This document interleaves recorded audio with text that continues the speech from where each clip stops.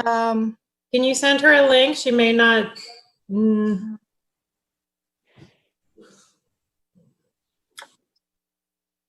Yeah, please. I'll text her right now too.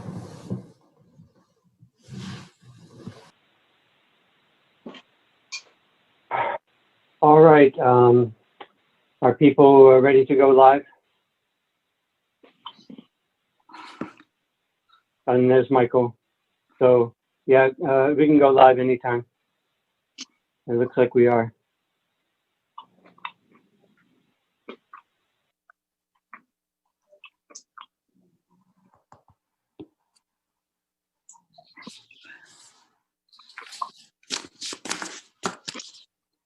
I'm promoting Heather up.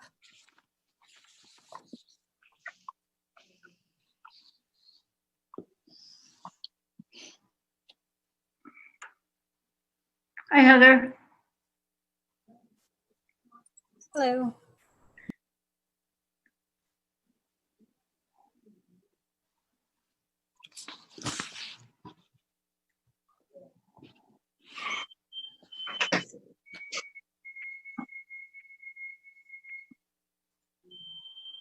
I apologize ahead of time for the state of my hair. The humidity on the East Coast is just something you have to get used to again. You still feel the need to apologize for your hair. Well, I think all of us are feeling that. It's talking about hair.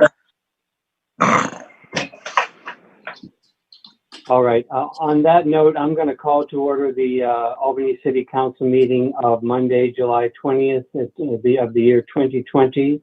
It's 6 p.m. and the first thing we're going to do is launch into a study session, which is item 1.1, an overview of the police department budget and policies. Does staff have a presentation or report?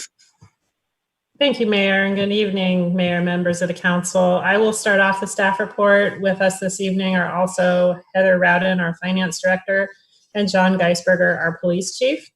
This item is coming back to you tonight based on conversations and directions from the council at your last meeting, where you discussed the retaining a consultant, Nicole Anderson and Associates Consulting, to assist the city's Social and Economic Justice Commission and the City Council in the development of an action plan to address systemic racism and further inclusivity and social equity within the city.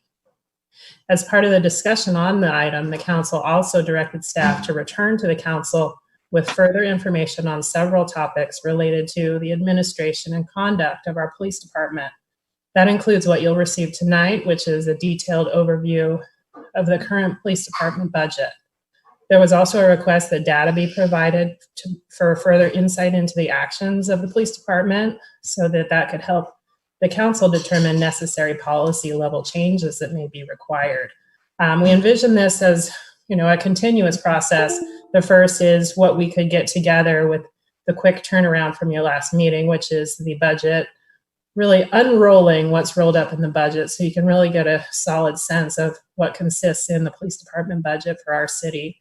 And to further the discussion of policy level issues and data related needs, you'll see that we have a second potential action by the council, certainly up for discussion and changes or any variation thereof, that perhaps an ad hoc subcommittee and the mayor and vice mayor or any composition thereof work with staff to develop a framework for some sort of working group to look at policy and procedure related to use of force, bias-based policing, the things that have come up recently through frequently asked questions, to begin to unpeel what those issues are, how we work collectively across a wide spectrum of our community to begin to address those matters.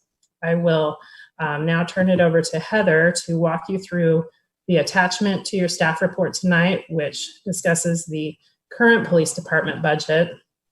And also, as a quick reminder, as you've had your budget conversations previously, the recent couple of months, the intended next action for staff to return to the council is that we'll be returning to you in September with requests and suggestions for further council direction and policy level discussion regarding potential cuts to our budget. As you all are aware, we are experiencing a significant budget deficit due to the impacts of COVID-19, as well as other related costs. So Heather, if you wouldn't mind talking through the first attachment to the staff report. Sure. And I can share my screen to just go through the overview. So the first thing that I wanted to highlight when I put together this overview was really, in a snapshot, what is the police department, what is the money going towards? And as you can see, the majority of expenses in the police department are salaries and benefits. The memo further breaks down what is included in each of those categories. The majority of this information is all available online in the Albany Peace Officers Association MOU, or the union contract. In addition to on the salary schedule, but this is kind of a snapshot of all of that information in one spot. So the first chart that we put together was the positions that were authorized in the budget, in addition to how many of those are actually filled. So you can see right off the bat, we have, 18 police officers that are authorized. We've only currently have 14 filled. Dispatchers, we have 8 authorized and only 5 are filled. The salary range is the range that you'd find on the salary schedule that's available online. But there are a number of incentive pays available that are discussed in the note at the bottom of the table. And so one thing, I apologize for not including this in the original draft that went out. It's been a week. But in order to give a more comprehensive view of what a police salary costs, we included the incentive pays in the average salary that should now be posted. So the average is what you're going to see. On average, we actually pay our police officers with both salary and these incentive pays. It does not include overtime, but it includes, just their base 80 hours. So there are different types of things that, we've said as a city that we think that these things are, useful or helpful for our police officers. So we have, field training officer. So if someone is training a new officer, they get, an incentive for helping make sure that our officers are trained well. We have shift differential, which is a fairly common incentive pay for people who work overnight. Bilingual pay, if you can speak another language, we want to incentivize that. So all of those things are listed here, and they're talked about in more detail in the union contract. The memo goes on to talk about how we actually budget for these things. So if the position is filled, we're going to go with actuals. So we're going to say, okay, this person is due potentially, as long as, they have they pass their performance evaluations, they're due a step increase on this date. And, the contract calls for a cost of living adjustment on this date. And we will put in exactly what we think that their salary is going to cost for the year, based on actuals. Now, if a position is unfilled, we try to budget for that at top step, just to give us space in case. We don't generally hire people at top step, but in order to allow us the ability to hire someone who has more experience or something like that, we budget at top step, knowing that we're probably not going to necessarily spend 100% of that. And then overtime, the budget for overtime for PD is $405,000. That is because we anticipated having vacant positions, and so in order to have enough officers on shift, we have to bring people back. In the memo, it talks about how overtime is created, and so we estimate that we'll spend $405,000 in overtime, and that in your budget is part of salaries. So the next portion of the memo talks about benefits, which is that second piece. Salaries are obviously the biggest portion of the budget, and then benefits are right along with that. Health and dental benefits are, again, explained in the union contract, but the big portion is health and dental benefits. The memo talks about, how much that costs the city per person for both health and for dental. And then, retirement benefits are PERS costs. And so that's a huge portion of the benefits cost for all city employees.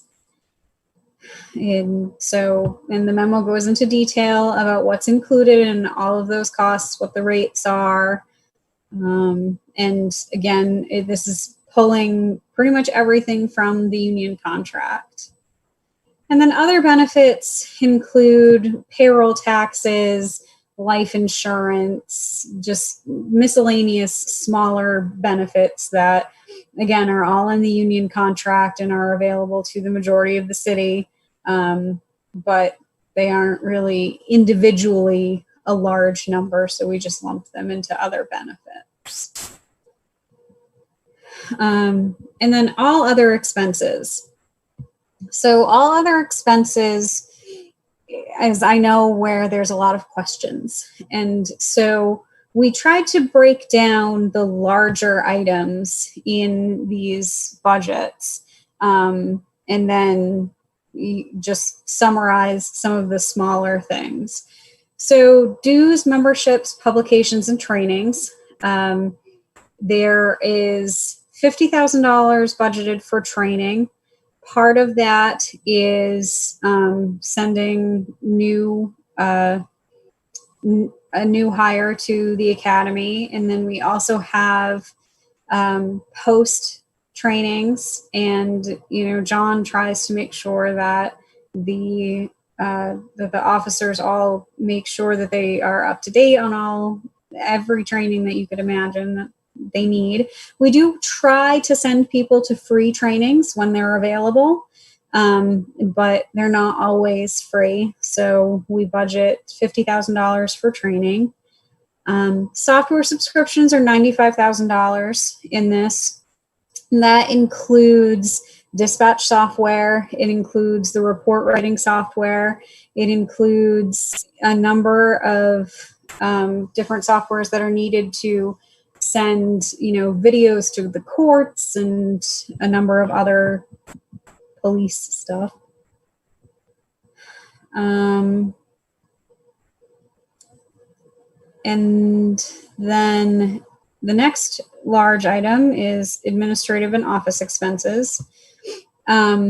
We budget $5,000 for copier leases.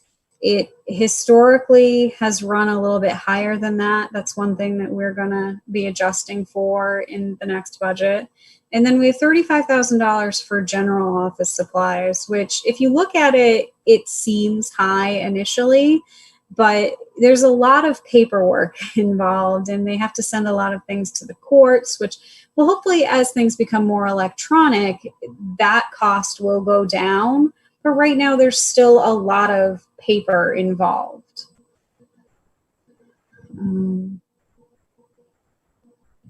then supplies, and a major portion of the supplies is safety clothing and gear, which as part of the union contract, each officer is allowed a $1,200 per person per year clothing allowance. And so that is where that number comes from. Professional services, I know there were a lot of questions on professional services. A huge portion of this is the crossing guard contract, which is $130,000. That is paid for with sugar sweetened beverage tax money, but it is actually in the police budget. And then there's a $70,000 for the contract with the city of Berkeley for animal control services. And then crime lab services. We budget, the city budgeted $84,500, but we average $30,000 to $40,000 for crime lab services. You know, John and I have talked about this line a number of times, and it really depends. If there's a major crime, then we need that funding there. If there's not, great, but we don't have to spend it. But for some of these things, it's better to have it and not need it than need it and not have it. Rental expense. Rental expense is for 2 offsite storage units where the police store a number of things that don't fit at the city hall. And then they also sometimes need to rent equipment if something breaks. And there is also a $37,000 line for 3 leased vehicles. Now, this has historically been a little bit less than that. And so that's another one of those things that's going to be adjusted when we come back in September. And then safety supplies is $42,000. It's we send our police officers to the range to make sure that they are up to date. They have all the training that they need. And so it's range rental, it's range supplies like targets and ammunition and all of that kind of stuff. And then this category also includes $11,200 for custodial supplies. Public Works provides that, and we will be removing that in the budget update in September. We're trying to streamline a lot of the city's purchasing processes, and this is one of those things where we had budgeted for it, but that's not how that budget has been there for a long time, and we're not currently using that because we've streamlined some purchasing processes, and so we will be updating the budget for that. The equipment line is another line that's been there for a long time, and has, for the past number of years, has had $66,000 budgeted.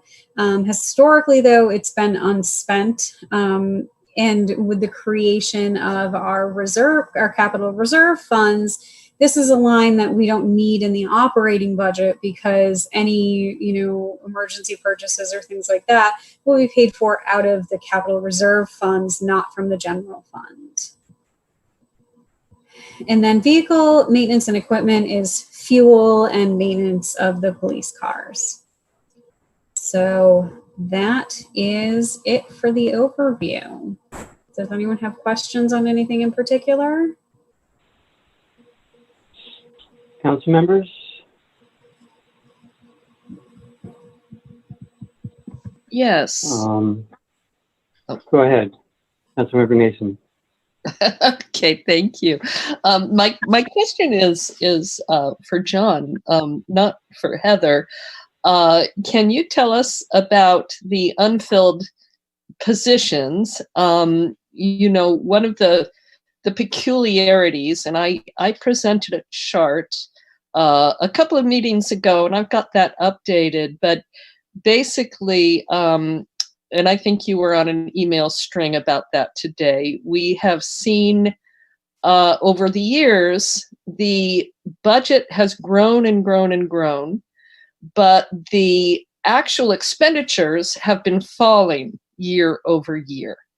And which is a very odd phenomenon, and the gap has gotten so large. For the year just ended, we spent something under $6 million, but for the year that we are in, we budgeted over $8 million, I believe.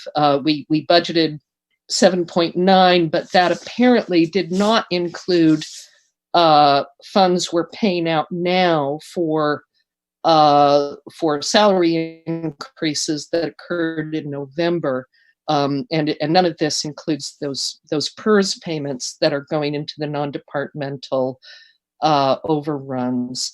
But in terms of the actual police budget, can you tell us a little bit about how you calculate the number of positions that you want authorized year by year, and how do you handle having so many fewer positions than you feel you need? Sure. So the calculation has been kind of historically, the staffing we're at has been in place for years. I think HR did a study on kind of the per capita, how many police officers we have, and I think we run lower than what is in around our area, and what other departments have. So the science behind that has come from years ago in other research. How we manage it with having so many vacancies, unfortunately, is we have to cover times with overtime. We run our shifts at a minimum level at times, and so if somebody calls in sick, let's say we run what we call a 3-person minimum for a shift. So if we only have 3 people scheduled due to staffing because we're shorthanded, if one person calls in sick, then we need to bring somebody in to cover that shift. So that's kind of how that piece of it gets managed. Or if we're going to send somebody to training, what we try to do, if it's going to create overtime, we'll try to shift people around to lessen the impact not only on the overtime budget, but on our staff, so they can try to have some days off as well. Okay, we've talked a lot about overtime in the fire department. We have not talked about overtime in the police department, and I don't see that there are police officers earning in the 300,000 and up range the way that there are in the fire department. So it hasn't looked like we've had a huge overtime problem, but is it a problem from your perspective? Have you had trouble having to require employees to work overtime that they don't want to work? Or I think for the most part, we're all on the same page here, realizing we're in this, difficult period where we're running shorthanded, and that at some point it will end. I think we have employees who are committed to helping each other out. So I think people have been willing to step up and do their part, and have been good about making adjustments at times when we can to minimize, those overtime impacts. And obviously, there's some events where we just need to have everybody come in. When we had the protest a few weeks ago, we needed a lot of staffing. So that's, unforeseen. We need to bring everybody in. So those are where you get kind of the spikes in the overtime. In particular, like when we run the stroll, that's almost everybody in the police department are working those days. Mm-hmm. Okay, I take that as kind of a no. It's not a big problem. No, I mean, it's not. We've been managing it. Okay, thank you. Sure. I'll let others ask. I've got lots of questions, but I'll let others ask theirs. Okay, I think Councilmember Barnes had his hand up. He's next. They're still muted there. I'm not sure. Sometimes the device gives you trouble unmuting. Okay, I'm unmuted here. Can you hear me? Yeah, there you go. Okay, Go ahead. thanks. John, in talking to other mayors, due to the growth in population, and especially in the southern parts of the Bay Area, Fremont, San Jose, Silicon Valley areas, they say it's really hard for them to find police officers at all, to expand their police departments to compensate for the growth. So that in general throughout the Bay Area, it's hard to find, the level of quality of police officers we expect. And I guess my question to you is, does that seem like a valid point? And do you see that changing at any point in the next several years? And I have one more question after that. Sure. I think it's a very valid point. It's one of the things we have struggled with over the years, not only trying to keep hire and retain quality people, but cost of living is expensive, and so we're having people commute in from further, which adds on to the length of their day. So we have lost some other people who have found opportunities closer to home. I think it has been an issue, and I suspect it will continue to be an issue for us. Okay, so one more question. Can you hear me? Yes. Okay, so you do 2 shifts or 3 shifts a day? So we run on 12-hour shifts. So we have a day shift that starts at 6 a.m. and then we have a graveyard shift that starts at 6 p.m. So how many days a week do your officers work? So they will work 1 week, they will work 4 days a week, and then the next week they'll work 3 days a week. And that's my patrol staff. My admin staff work 10-hour shifts. So they're here typically Monday through Friday or Monday through Thursday, Tuesday through Friday during the day, sometime between 6 and 4, 9 and 7. Okay, so here's my question. Like for me, someone who worked in the office, I worked Monday through Friday day shift. So that is 5 person days a week, right? So basically, if you want one body 24/7, you're talking, that's, depending on how you work out the shifts, that's about 20 person days a week, something like that. So you really have to have, so it's about at least 3, maybe 4 times more person hours per week than a standard office job. Does that make sense? I'm just trying to get a sense of the scope here. I think so. I'm not a great math person. I apologize, but yeah, I think so. So that explains part of why there is as high a number of officers as there are, is because you've got to run 24/7, unlike an office place where you only have to run Monday through Friday, 9 to 5. Exactly, and that's our dispatch center is 24/7, 365 as well. Right. Now, okay, last question. While you're on the topic, we also do dispatch for Kensington. Is that correct? That is correct. So if we're down 3 positions, how do we manage to do dispatch for ourselves and Kensington as well? We do the best we can. We've part of what we're dealing with now as well is our COVID staffing levels. So we're actually typically running 1 dispatch person just because it's a smaller room and trying to avoid contact with people. So if somebody does get exposed, there's less people we have to worry about isolating and not coming in to work. So it can sometimes get busy up there, but we've been managing it pretty well, I think. Okay, sorry, one quick question. I understand what an FTE is, full-time equivalent is with respect to an office job. But when you're doing this kind of shift work, I think one of your dispatchers is 0.8 FTEs, or it's listed as 0.8. How do you work a 0.8 position? I don't understand what that would mean. So I think that's a part-time person. It wouldn't be like a full-time employee. But more than half-time. They're like, yes. Have extra days off in the week, something like that. Yes. Okay, that's all I wanted to know. Thanks a lot. Sure. Thank you. I think Councilmember Moss has his hand up. Thank you. A question for Heather. You have an average salary on that first chart on the budget, but it doesn't include overtime, and it appears that overtime is not a significant amount. Is there any way of guesstimating what, if you did include overtime for those positions, what those salaries would look like on average? I can put that information together, but I wouldn't guess for you right now. Do you, yeah. Well, I'd be curious at some Okay. point. All right.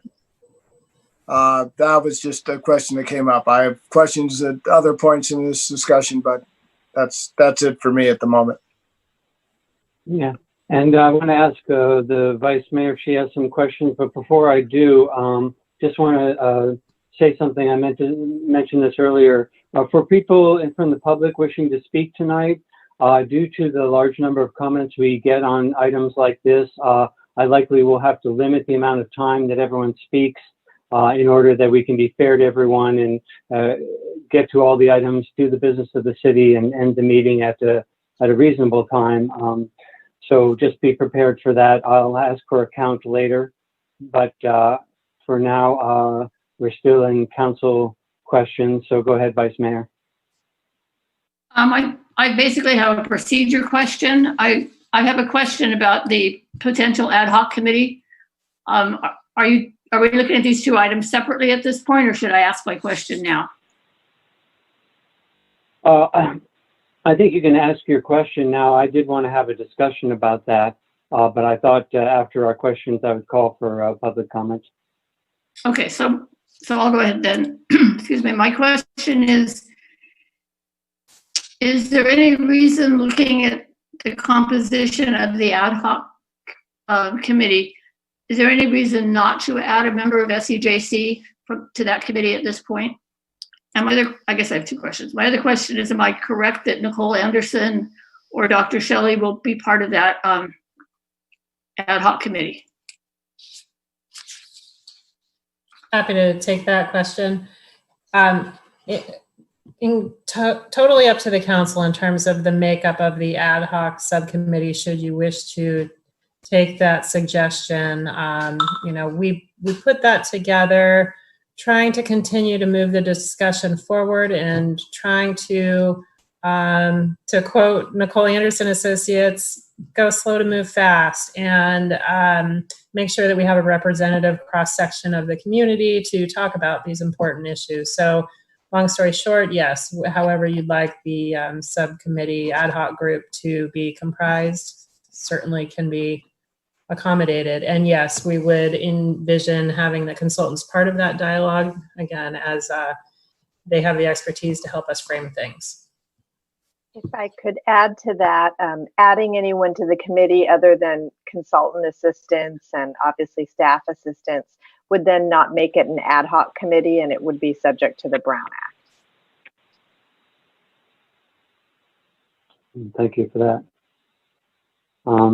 Okay, so to be clear, we can have questions about both items, the budget and the committee. Were there more questions? I see Councilmember Nason now has her hand up. Go ahead. Okay. Yeah, on the ad hoc committee, what is the rationale for doing this in a subcommittee as opposed to doing it in open session, either at the SEJC or here at the council? Typically, we have a recess in August, so the idea was to keep the conversation going. And I don't know why it wouldn't be an open meeting. Well, it wouldn't be, I guess we could do it and just make it, if we want, make it required that it be follow Brown Act procedures. That would be an option, I guess. Correct. Okay. Thank you. Councilmember Barnes, did you have another question? or is your hand up from previous? No, I just want to say that I don't want to talk about it now, but once the public comments, I'd like to make sure we come back to this issue because I have several points, but I suspect members of the public will raise these issues as well, so I don't want to bring them up now. I'd rather wait. So just let's return, if we can after the public, let's return to the council. Okay, thank you. So to be clear, I'm taking comment or questions right now about both all of the agenda items, including both subparts, and members of the public can speak to both as well, or this will be their time to speak to both. And let me see. So if there are no other questions from the council members at this time, seeing none, go ahead and mute your microphones. And then I would like to ask that all members of the public who wish to speak, raise your hand now so I can get an idea of how many people we have to speak. That will allow us to be able to finish this item on time and be fair to everyone. So I see that people are raising their hands now. Thank you for that. I'll give people a moment to do that, to find the raise your hand button. So that blue hand goes up beside your name.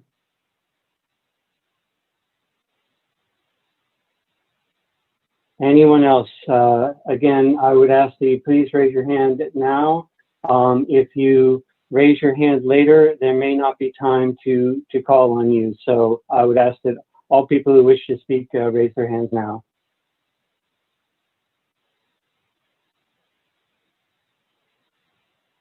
Okay, still got a couple coming in.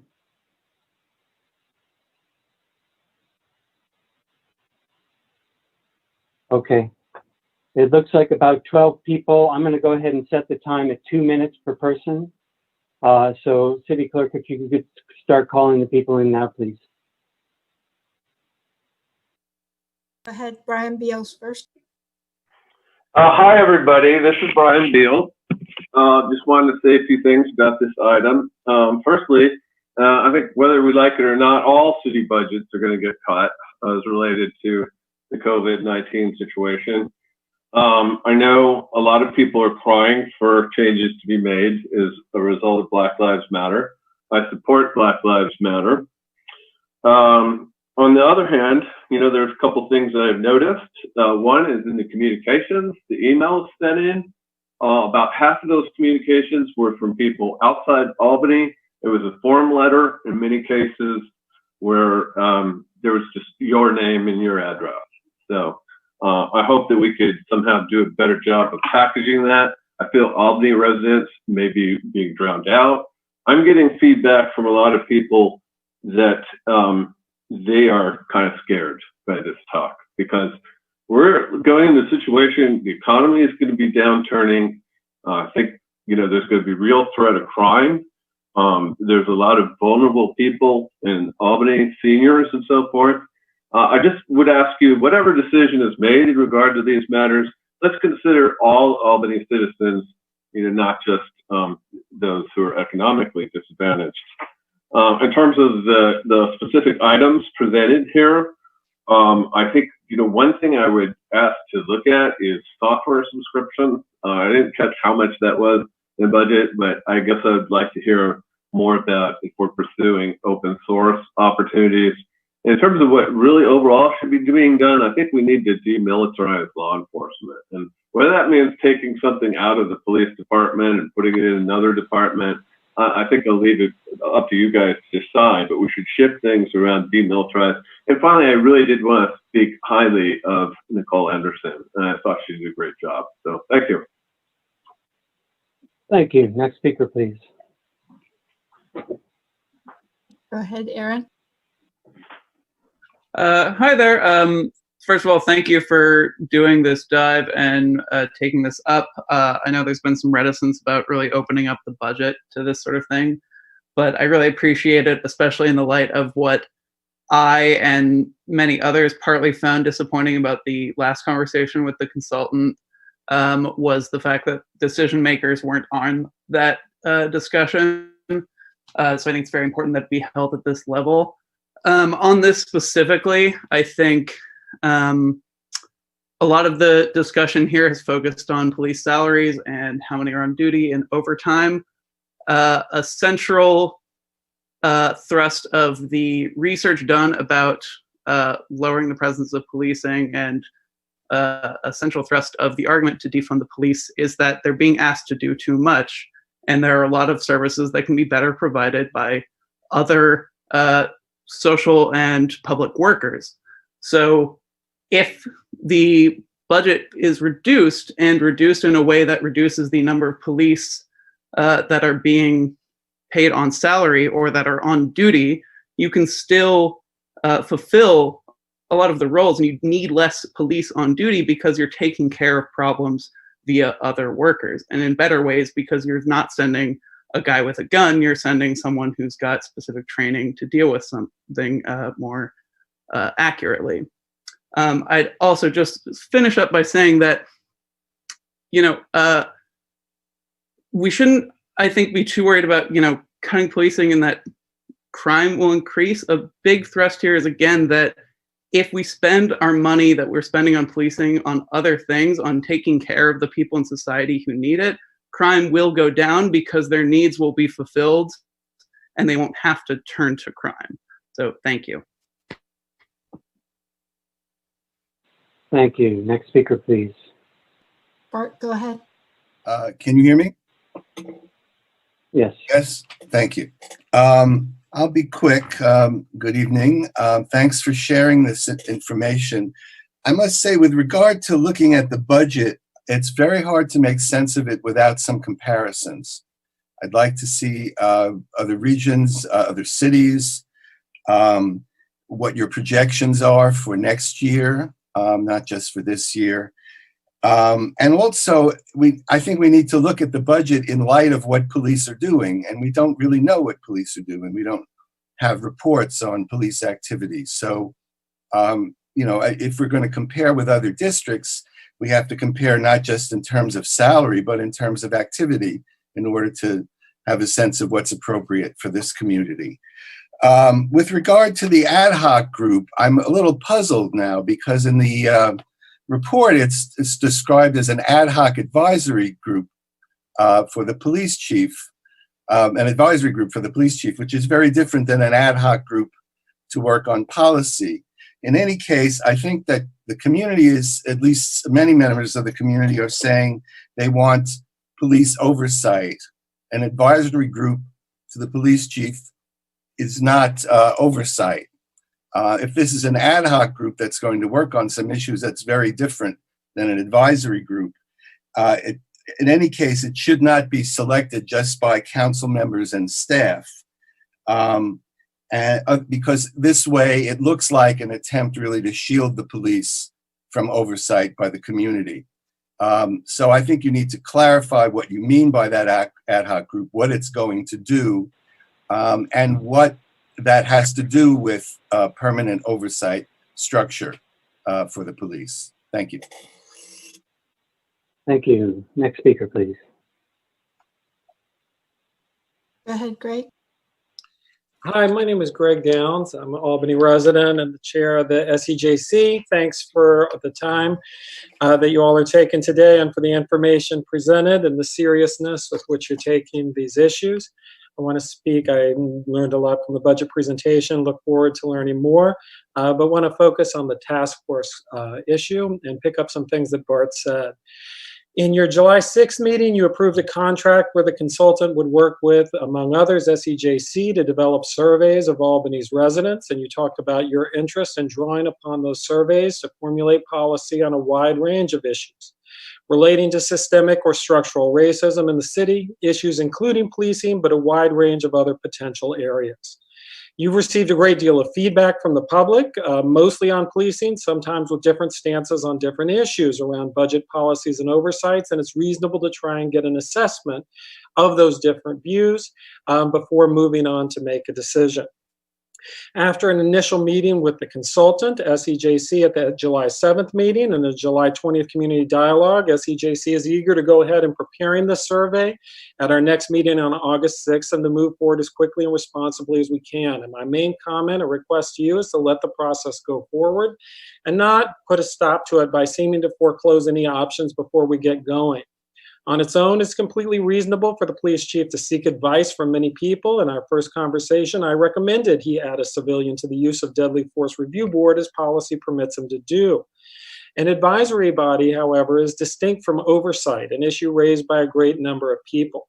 The reason these questions intersect is that staff tried at a July 7th meeting and at preparation meetings before the July 20th meeting to block SEJC from even bringing up a series of issues around oversight. And thus my concern is a staff report on an advisory task force would be utilized to block any discussion of oversight. If the task force is tasked to investigate advisory bodies, not oversight, and if the SEJC is then blocked by staff from discussion of oversight by staff, what I believe is staff error, there will be no place for residents to take their opinions on oversight until the process seems done. And people will naturally feel that the process has been short-circuited or gamed against them to prevent even discussion. It'll be a sign of fear. That Mr. Downs, coming up. So yeah, you to wrap up. Keep the process open. Mr. Downs, could you Thank wrap you. up, please? You think he may be done. Okay, Susan. Thank you for your comments. Go ahead. I am Susan Moffett, Albany resident, and I'd like to say that we need a police oversight commission that is permanent and that is public, and then an advisory ad hoc group is not sufficient, and particularly an advisory group that, because if it's a subcommittee meets in private, that would not be acceptable. I have a question about the budget, and this is, maybe Heather can clarify this. My math might be wrong, but the pie chart does not seem to match the table for salaries. The pie chart says that the salary total is 5.6 million, but if you multiply the top of the salary range times the authorized positions, I get 4.4 million. And then if you add in 405 authorized for overtime, I come out to 4.8 million, and that does not add up to 5.6 million. So I think I'm not understanding the table and the pie chart. So it'd be great if that could be explained. Also, a question I have about the budget is when there is unspent money, what happens to that? Is that each year, is that returned to the general fund? Is it used to pay pensions?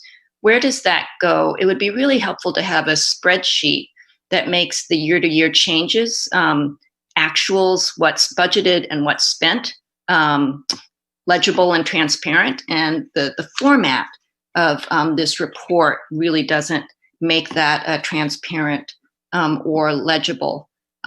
So those are my questions. Thank you. Thank you. Next speaker, please. Grace Patterson, go ahead. Can you hear me? Yes. Yes. So I would like to start by seconding what Aaron said, and that crime comes from people not having their needs met. So if all Albany residents had access to food, water, and shelter, if all Albany residents had money, then a lot less crime would happen. I would also like to say that police do not make us safe, strong communities make us safe. And that in most cases, police arrive after the dangerous event has occurred. And also that many Albany residents who are calling for the defunding and the eventual abolishment of police feel like they really aren't taken seriously by the city council and the city of Albany. This is something that many of us are dedicated to fighting for and continuing to go to meetings and continuing to have these conversations. Another thing I would like to say is when people are asking for safety, I'm wondering who do they mean safety for? And I would also love to hear where the unspent money goes, like Susan brought up. One last point is in many circumstances that police are called, such as events with somebody being homeless and having a mental health issue, It's really unnecessary that somebody comes in those situations with weapons, and it would be much better handled by somebody else. Thank you. Thanks for your comments. Next speaker, please. Corey, go ahead. Hi, this is Corey Dosty again, Albany resident.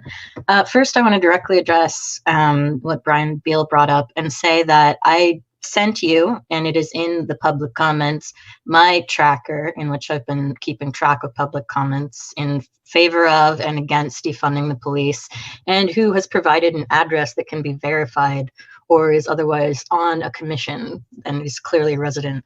124 verified Albany residents have asked for some form of looking into defunding / reallocating resources from the police, and 144 unverified but stating their residence. By contrast, 28 verified Albany residents sent what was also a form letter that was about 2 sentences long saying, "I oppose defunding the police, please the police keep us safe," and 23 who did not provide an address. So there is a skew here, but I don't think that residents are being drowned out by defunders commenting, "We are Albany residents." I want to challenge the idea you need police, you need more police when there is a peaceful protest. We have seen the brutality that resulted across the nation because of that, especially from bringing in police who aren't local. And yeah, the push of defunding is someone else should be doing this. Police are not supposed to be a jack of all trades. They're supposed to be law enforcement, and they did originate with slave patrols. They're property protection, and they are now supposed to be armed response to criminal calls.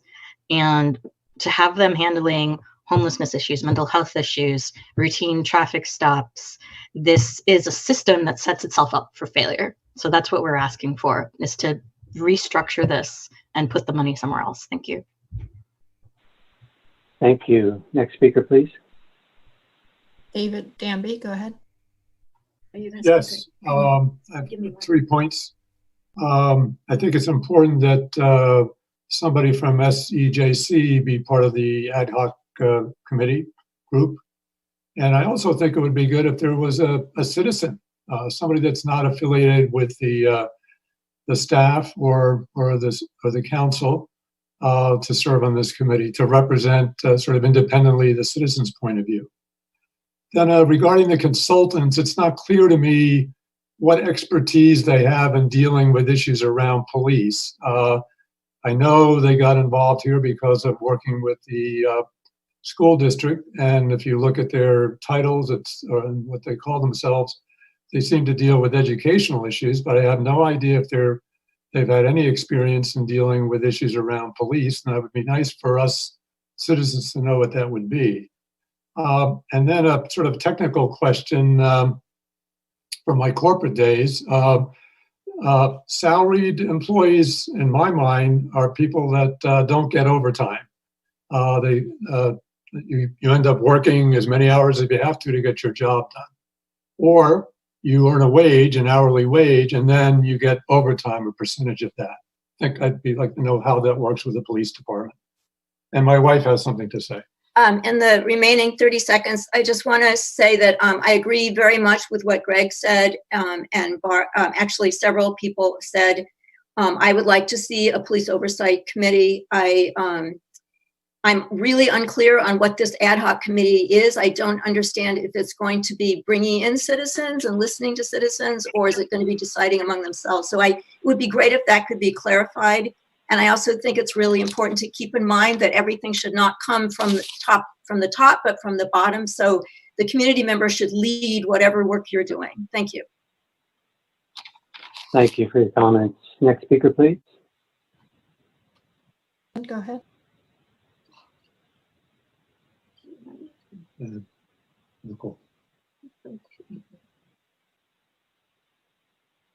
Hello? Preston Jordan. Hi there. Sorry about that. I have a series of questions, as is my usual. First, the crime mapping system appears to have been down for months. I'm kind of curious what's going on with that, because that's a source of data. I appreciate the FAQ had a link to a state database on complaints that have been filed. Looks like there's a little under 20 over the 5 years that were covered, and half of those are listed as pending, going back as far as 2016. So I'm curious if there's a status update on those. The last comprehensive report that I can find is from 2013 to 14. It has a call breakdown by category. Officer-initiated incidents is one. Other OIA incidents, which, you know, I can guess what the acronym is, but I don't know. I'm wondering if there could be some description of what is in those two categories.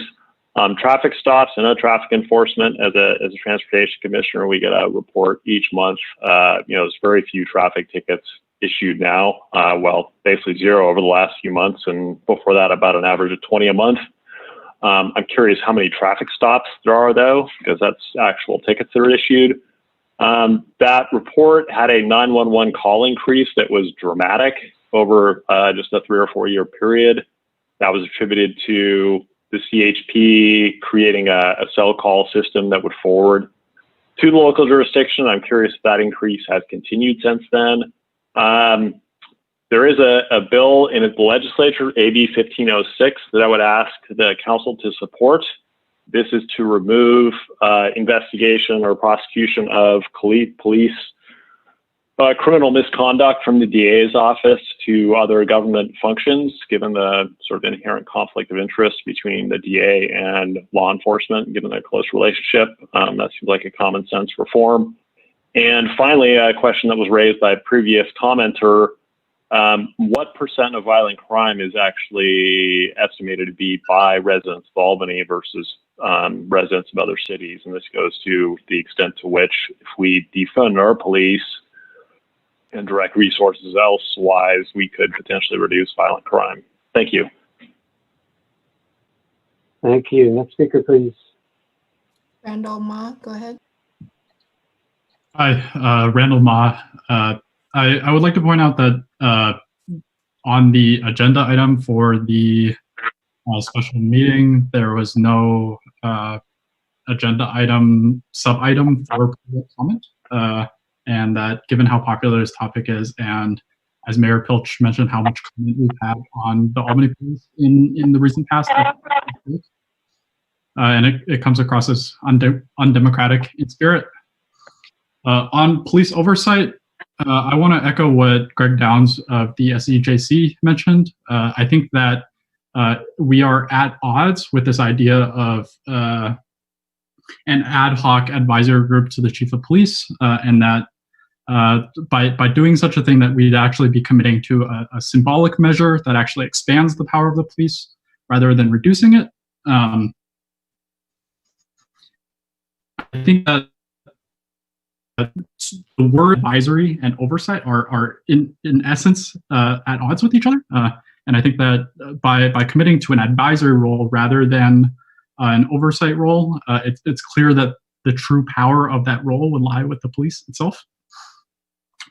Finally, I would like to, I don't know what the previous speaker's name was, but they had an inquiry into the analytics around traffic stops in Albany. The city of Berkeley recently announced that they would be relegating routine traffic stops to unarmed public workers that work outside the police department. A previous Black member of the community mentioned that they had been stopped by the Albany police dozens of times. I think that that is a very concrete action that we should consider taking in the vein of defunding the police. Thank you. Thank you. Next speaker, please. Alexandra Hazel, go ahead.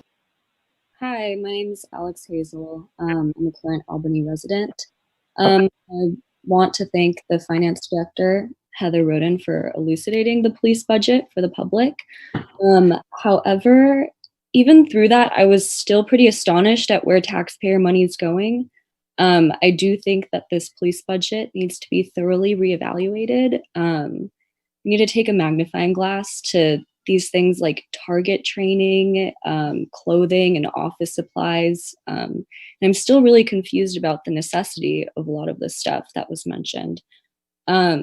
So yeah, now's the time we can really assess all that and see where this money could be redirected towards more productive and egalitarian uses outside the police force. I know that imminent budget cuts are happening, and I also think that decisions on that should be led by the people, and the people are speaking on it. Councilmember Barnes, you mentioned the lack of quality in police officers in Albany and throughout the Bay, and Police Chief John, you responded openly that there probably will not be an improvement in the future. And if that's the case, I think now we should spend money in an area where we can see an improvement. Also, Heather, in breaking down the police budget, you mentioned it's better to have it and not need it than to need it and not have it. And I would love to see that logic applied to community services where racist abuses of power are not an option at all. And in addition to working with the SEJC to assess the budget, I also want to second the proposal that there needs to be a permanent citizen oversight committee for the police force. Thank you. Thank you. Next speaker, please. Judy Kerr, go ahead.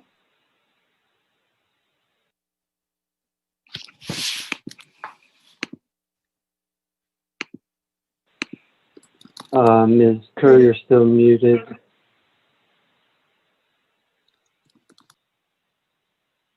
Are you able to unmute?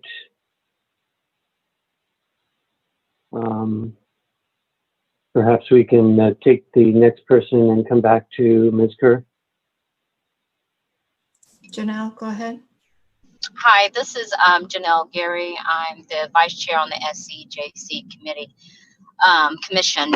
First of all, I would like to thank you for bringing the budget forward. Like everyone has stated, that I think we should have a more detailed, itemized budget so we can see exactly where everything goes, what's the numbers, what they reflect. Also, in regards to the ad hoc committee, you know, just like Chair Jones said, I think we should let the process take its course before we jump into something else.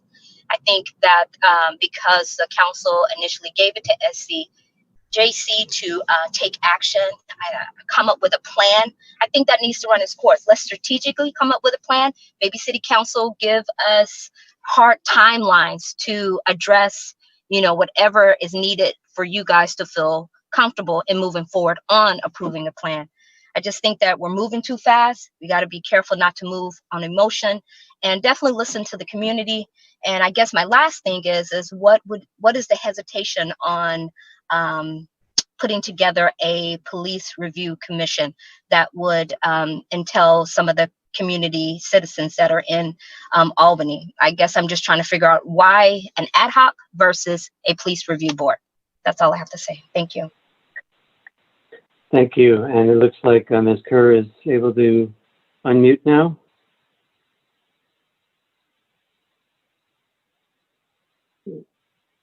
Are you, you're up.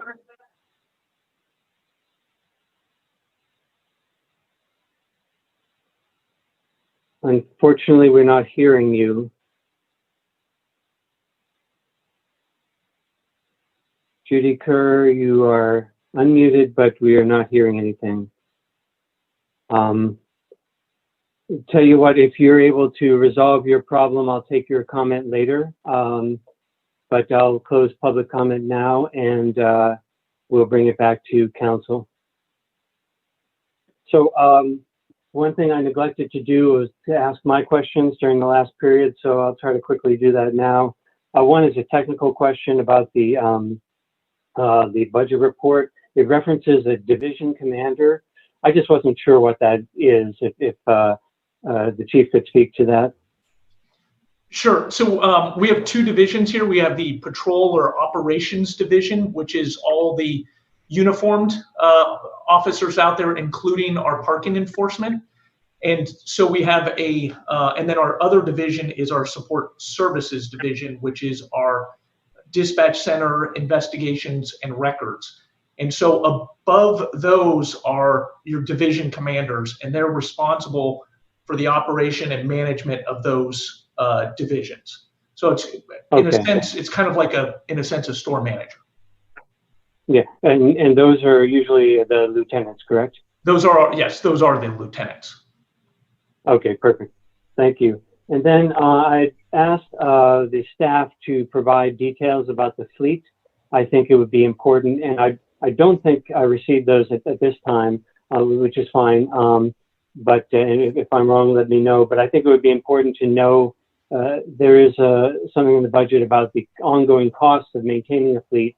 So knowing what the fleet that we have would be important to bring back to us at some point in the future, unless we have it right in front of us now. And then I did hear that we might I did hear a number of questions that I think we might want to address quickly. I heard that the pie chart, someone not understanding how that was meant. Where does the unspent money go? And something about a mapping system being down. I think that was from Mr. Jordan. And then salaries versus overtime. If Finance Director, would you care to speak to the pie chart? So if I'm remembering correctly, the question was that if you do the math, the number of positions authorized times the top step from the salary table plus overtime doesn't add up to the amount that we've budgeted. And the reason that it doesn't is because of the incentives that we talked about. So those incentives increase the salaries. Okay, thank you for that. And then in terms of unspent money, there is, correct me if I'm wrong, let me try to put it into simple terms. There is the budget and whether or not we bring in revenues to meet the budget. But also if we don't spend money, that's a different calculation, correct? And that then we I don't know, I'm trying to think of a simple way to explain that to folks. Would you like to give it a try? Sure. So this is all general fund spending. All general fund spending is authorized for one fiscal year. And if it's not spent, the allocation returns to the general fund reserve. So if we bring in more revenue than we spend in any given fiscal year, that's considered a surplus. And it would go back into the general fund. And at that point, we'd look at the council policy on the general fund reserve and say, okay, do we have our 25%? If yes, how will we spend any extra?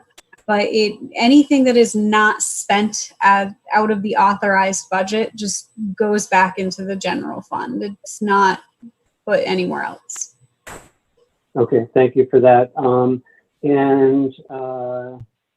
Struggling to read my own notes here. Yes, it was a good question about salary versus overtime. Normally, salaried employees are not eligible for overtime and hourly employees do, but I think there is an exception for these public safety positions, or that's normally how it's done. Would that be fair, Chief and Finance Director? Public safety positions are generally not subject to the Federal Labor Standards Act salary versus overtime. They are separate from that. There's a lot of weird government stuff that happens. Okay, thank you. And then finally, a reference to a mapping system being down. I'm not sure that if any of the staff caught that or they understand what that is. Chief? I think he was referring to our City Protect, which used to be crimereports.com, but then was purchased by Motorola and became City Protect. It has been up and down for us recently. And unfortunately, just with everything else going on, I have not been able to dedicate resources to get it stabilized where it's working well. I would refer people to our daily bulletin that we do try to put out on a daily basis to kind of give you a rundown of what has taken place throughout the day. Typically that won't go up on the weekends because our staff isn't here to kind of go through and edit it and put it together, but we do try to get it up there as regularly as we can. Also, okay, thank you very much. There is a chart in the originally passed budget from June of 2019 that gives police statistics for 2018, I think. So that is available and was part of the budget package that was presented that shows statistics for, crime numbers. Okay, thank you for that. That does it for my questions and the questions that I heard from the public. I would like to remind the council members that we do not have to stop abruptly at 7:30. We can continue on past then if we need to. However, considering, again, fairness and being able to end the meeting at a reasonable hour, let's keep that in mind as we continue our discussions. And I don't know what order their hands went up, but I see, I'll just read them in alphabetical order since that's the way I see them now. Let's go with Councilmember Barnes first.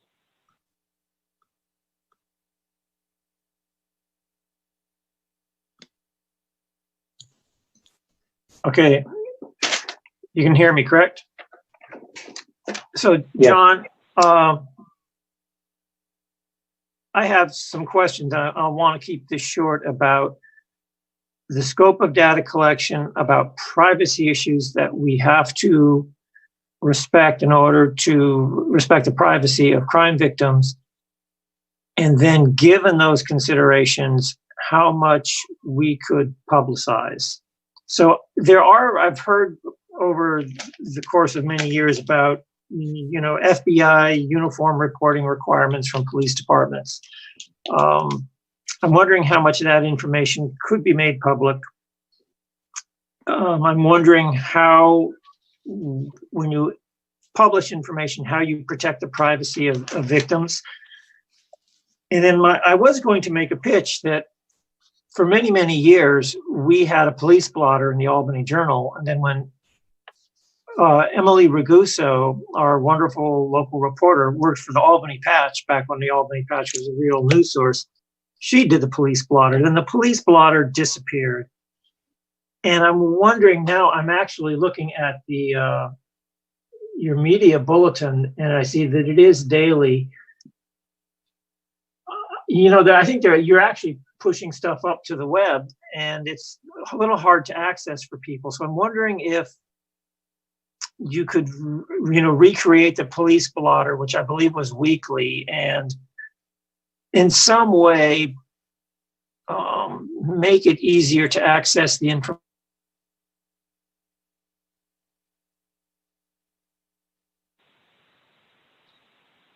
Council member, are you still there? Looks like we might have had a freeze. Yep. Okay, let's move on to, Councilmember Barnes, are you able to, or have you rejoined?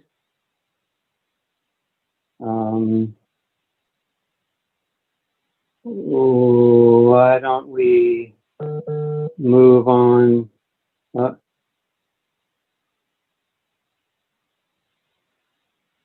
Councilmember, give me a thumbs up if you can rejoin within a few seconds. Councilmember's not. Let's move on to Councilmember Moss. We'll come back to Councilmember Barnes. Okay, thanks, Mayor. So there's a lot of potentially on the plate here, and so many emails asking for all sorts of different things, from defunding the police to a police overview.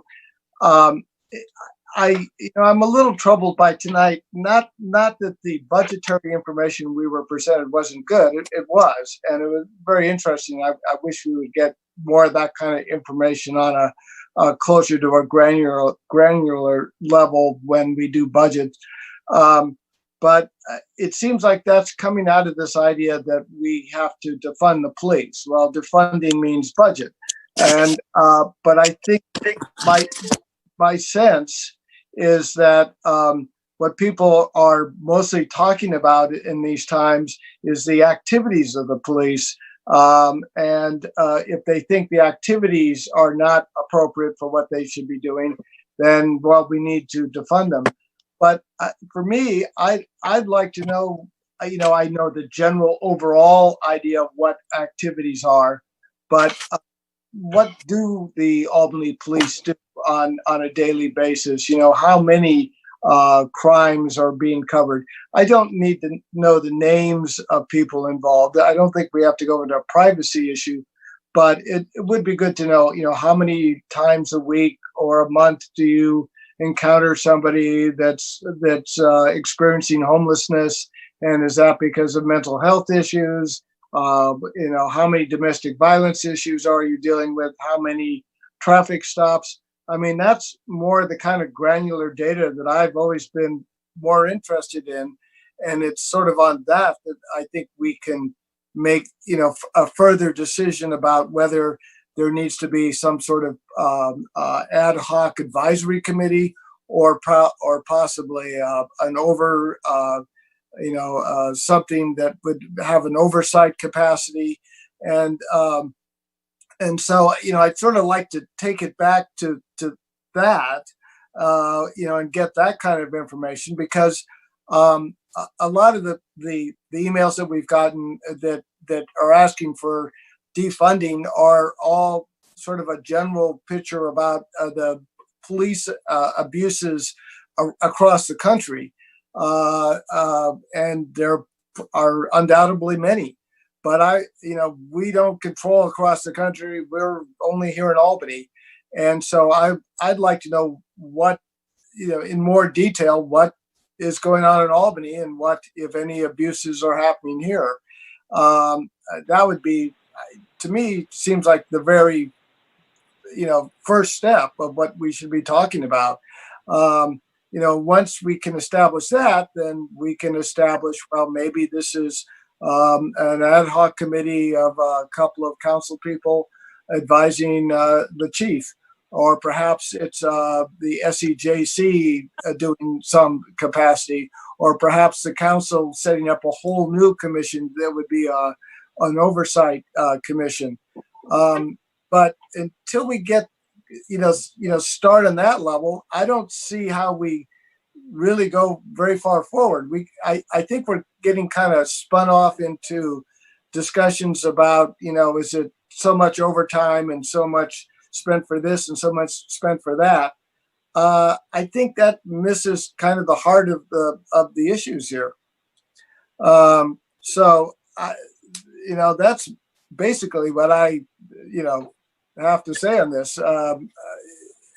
We could do it. I'm not opposed to an ad hoc committee right now, but I'd like to get more information as the council in sort of a general overview of how often there are issues, and not just maybe complaints, but specifically what activities are the police doing. Okay. Thank you for that. I want to go back to Councilmember Barnes in 1 second, since he looks like he's resolved his issue there.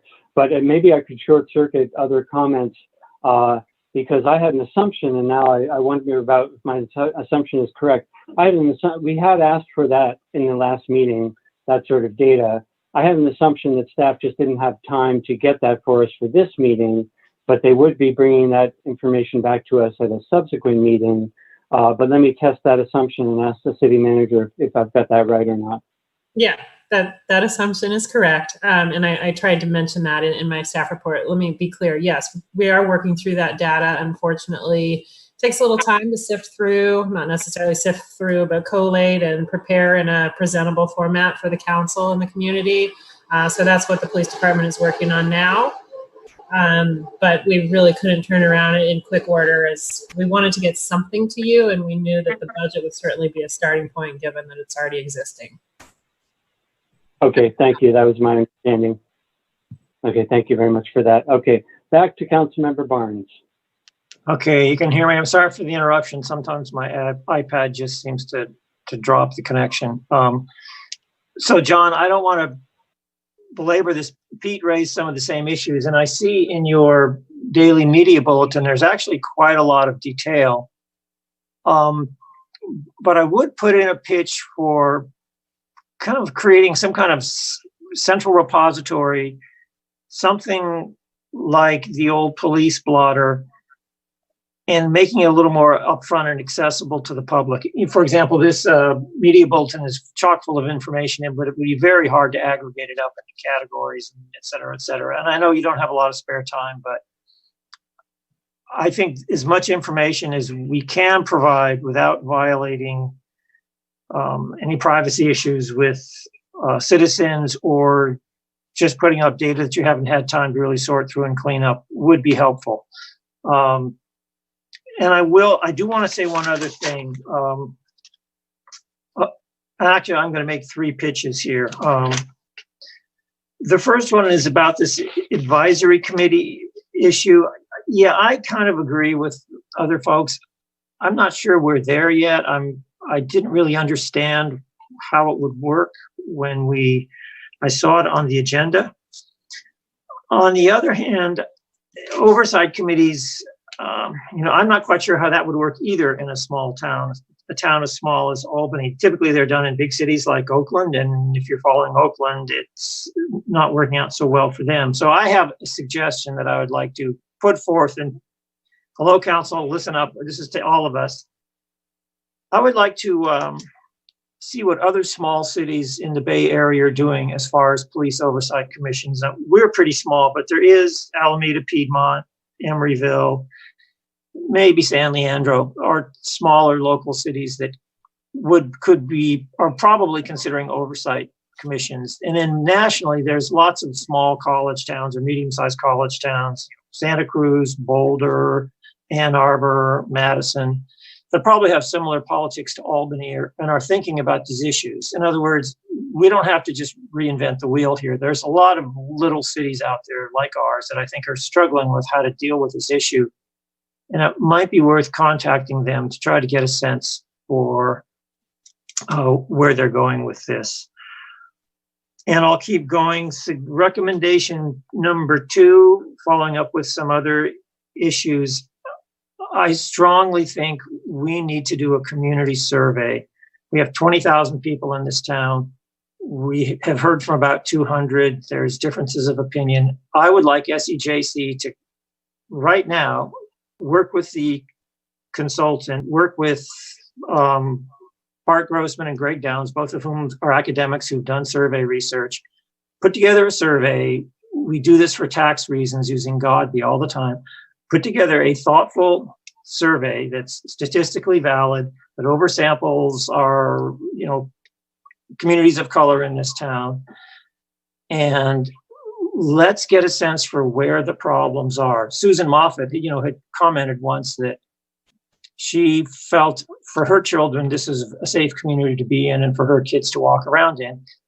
But maybe that's not true for other communities, for communities of color in Albany. So my response is, well, let's ask them and find out.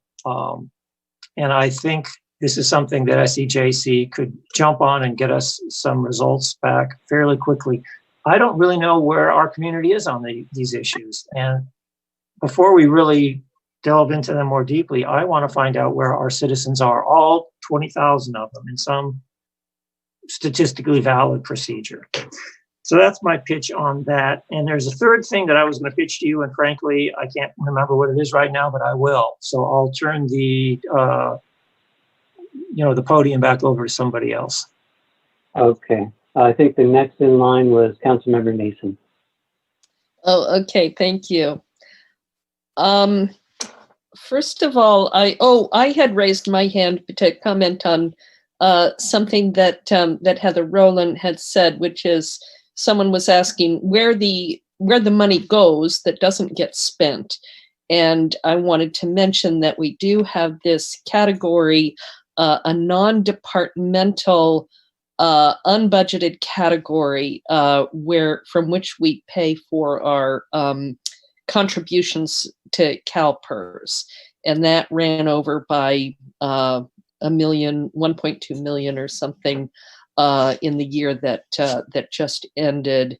And we have budget. We have to come up with some budgetary mechanisms to deal with things like that. And a chunk of that category does go to police pensions. And we will continue to have those issues.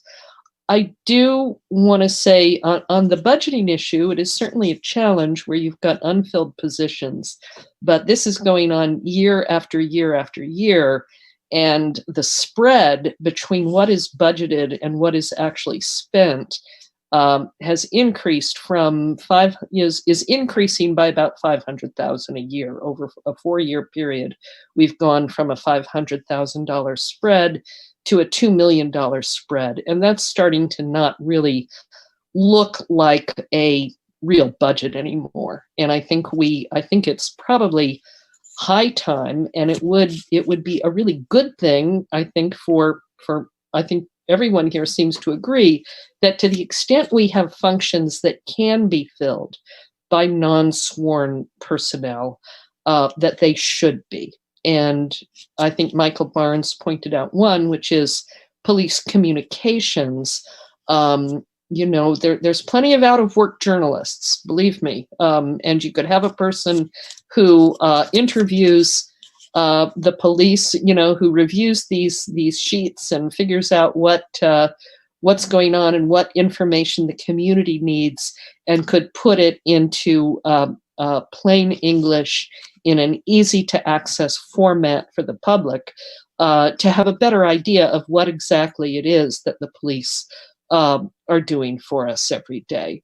I don't know what else is out there. I don't know what I do know.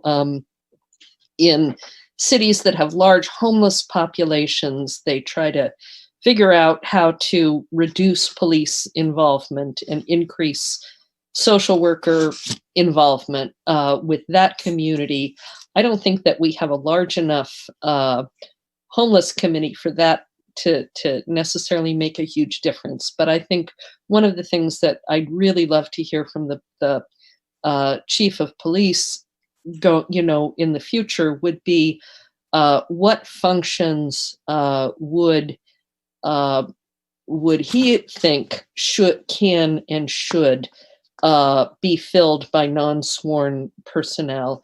And, from a budgetary standpoint, this is more for Heather, but as we start really developing a more robust budgeting process, how better to deal with unfilled positions rather than letting that gap between the plan and the reality just keep on growing. I also would like to second, I think it was Mayor Pilch, I'm not sure, someone's talked about other small cities. One city whose work I've reviewed is on police accountability is UC Davis, where UC Davis is located, but the city of Davis, it's twice our size, maybe 3 times our size, but I think there are some significant similarities, and they have an independent police auditor and a police commission, So you have someone from outside the police department, actually outside of city employment, who works on the complaints and so forth. And you also have a citizen commission to look at policy. I did have a negative reaction to the ad hoc committee idea for a couple of reasons. And one was the Brown Act. I thought, given the level of public interest in this, I think we need to do it out in public. Usually when we use committees of the council, it's because there's something that we do that we need to talk to people outside the council. So, we've got a waterfront, Albany waterfront subcommittee that is supposed to be talking to the East Bay Regional Park District if they would talk to us. We have an Alta Bates task force that goes to subcommittee that goes to task force meetings. We have a San Pablo Avenue corridor subcommittee that is supposed to be talking with the business community and the Transportation Commission. In this situation, we're just talking talking to our citizenry. And I think that that should be done in public, whether by the council or by the SCJC. And I think and I didn't like the conclusion that we need an advisory, a body that advises the chief of police. That, struck me because I grew up here in the days when we had an elected police chief, and we had really very serious police racial issues, terrible, terrible ones. And so the idea of, well, we'll the police, we're going to change the chain of command. Instead of having the police have it set up as we do, which is the city manager oversees the chief of police and the city council oversees the city manager and gives policy direction, that we'd have a different configuration, and that that set off alarm bells for me. So those are my comments. Thank you. Thank you. And finally, Vice Mayor McQuaid. Thank you. In listening to all of us, I think, excuse me, I think we're pretty close to, believe it or not, I think we're close to an agreement here. Let me talk a little bit about the ad hoc committee. I was watching a city council meeting from another city, and they were setting up an advisory commission or something. And one of the council members said, "What are we having them do? We're just throwing them out there to evaluate the police department. On what grounds?" So they came up with this ad hoc idea of setting an ad hoc committee to set up the framework for an advisory body to work with the community. And both of these are open public meetings, or all of these are open public meetings. But all the ad hoc committee is doing, figuring out, who would be on the committee, what is the scope of their work, what are they looking at, when are they doing that, what's the timeline, and then coming back to council with a suggestion of the next step, which I'm anticipating could be an advisory body. And I'm hearing from all of us and from the public a lot of questions about the police department. And I don't think that every council meeting it's a good use of time to have the chief or anybody else come and really dive into this stuff. I think it would be better served by an advisory body in a public setting with public there making comments and working through what it is that the police department does and what our expectations of them are. So it's a bit of a two-way dialogue. At the end of that process, come back to council with a recommendation. We need an oversight committee. We need XYZ, whatever it is. But there's been a real community process focused on what we need. So to me, that all makes sense. It's kind of a three-step process. And I think that by the end of that process, we will have real data. And I think, Michael, you asked for some data, and I think a couple of people did. I think some of the community did. That's an opportunity to review that data and figure out what we need. Let me see if there's anything else. I do want to comment. Somebody from the public said that both Michael and the chief mentioned that you can't get good police officers, that we don't have good police officers. I don't think that was the comment. I believe the comment was it's harder to get people, and because we have high standards, we don't take everybody. It's one of the reasons we're not at full staff. And I think that's important to remember, that we do have high standards and we don't just take anybody and we don't keep everybody. I think that's it for me for right this second. Okay, thank you for that last comment. Yeah, I think I did not hear that either, that we don't have good people, rather that it's hard to find good people. Right, and, but I think it sort of came back misunderstood. Yeah. Yeah. Mayor? I think, yes, council member. Could I interject Jason. something here? I do believe we have high standards for hiring people. I have confidence about that. But I think that it is really important to keep in mind that as years go by, people can burn out in a job. A lot of bad things can happen. And people can develop anger management problems that they didn't have when they were hired into a job. And a lot of things can happen. And one of the things that we're going to need to be looking at is giving our chief more tools for dealing with the kinds of situations that arise in every employment relationship where someone has burned out or developed problems they didn't have in the past. These are unionized jobs, but they are life or death jobs.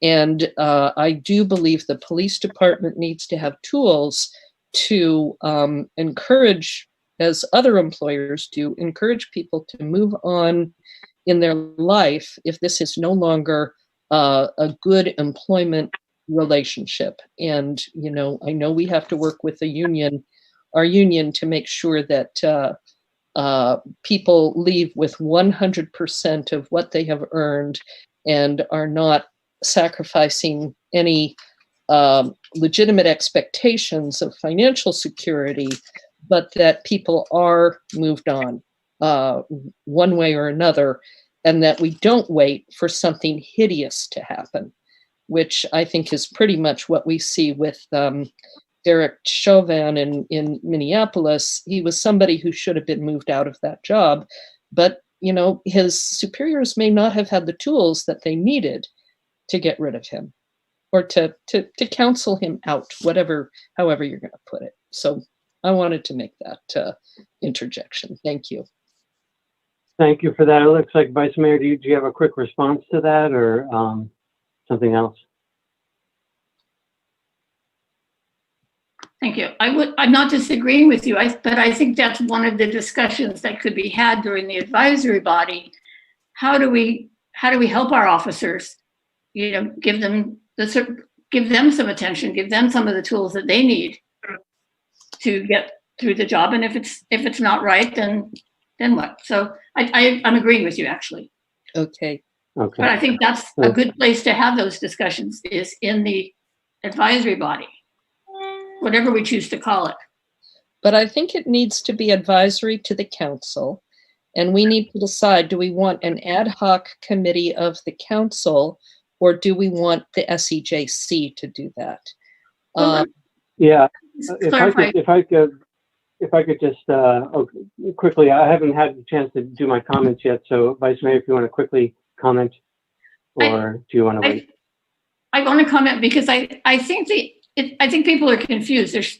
There's two totally separate committees. The ad hoc committee is kind of an ministerial committee in my mind that is setting up the greater committee, and it's rather than just send people off to evaluate the police or advise the police without any kind of parameters of what work product the council expects. So let's say it's designing the work product for this greater advisory body. Okay. Yeah, let's come back to that. Let's see if I can quickly give you my comments. I am aware that a couple of people had raised their hands as members of the public. Again, we don't go back to people who have already spoken out of fairness, and also I did mention that we are short on time, and the people who hadn't raised their hands might not be able to be called on. So I do ask you to send in your questions via email, citycouncil@albanyca.org. I think that'll be the best way to get your questions answered at this point. So I think we're in agreement that we do want that data, as Councilmember Moss said, about the complaints and the nature of them, and against who, 911 call data, traffic stop data. I think all that and whatever we have, whatever we can get and more, it will be important. So that is coming back to us, though, is what heard the staff say. At this point, I want to say one thing, which is that I understand that people are frustrated that we're not defunding the police now or taking quick action now. I want to let people know that speaking for myself, I hear you. I take your comments and your requests seriously. I also think that we are taking action. We are moving forward. We authorize spending of money for a consultant. We authorize SEJC to do this work. We're having this study session. We are moving forward. I think if you look at cities like Berkeley and Oakland, it's not a fair comparison. They've had people who are advocates working on these issues for years on the ground. Have already had proposals in hand. They have much bigger staffs than we do. These are cities that could move much more quickly than we can. I think it's right that we take the time to get all the facts and do this correctly and not jump into something hastily. I don't want to, it's not my intention. I certainly don't want to let this drop. I won't let this drop, but I also don't think we have to take action yesterday. I think we can be deliberate about this and be as quick as we can. Yes, I think in terms of data, comparisons are really important. Yes. Hello? Hello, Nick, can you hear me? I can hear you. Can everyone else hear Councilmember Barnes? Okay, but maybe he cannot hear us. Maybe someone could get a text to him or something. Comparisons to other cities, yes, very much so. I think if we can compare ourselves to other similar cities and to all the surrounding cities as well, that will be helpful in gathering this data. Thank you very much for the budget presentation. I wasn't surprised by any of it. I think it's mostly stuff we've seen before, but getting the detail was good, and even more detail, if necessary, will be good. I also was interested in the use of deadly force committee, I think, that the police have. That sounded like I'd like to know more about that and other perhaps solely internal processes that the police have going on now.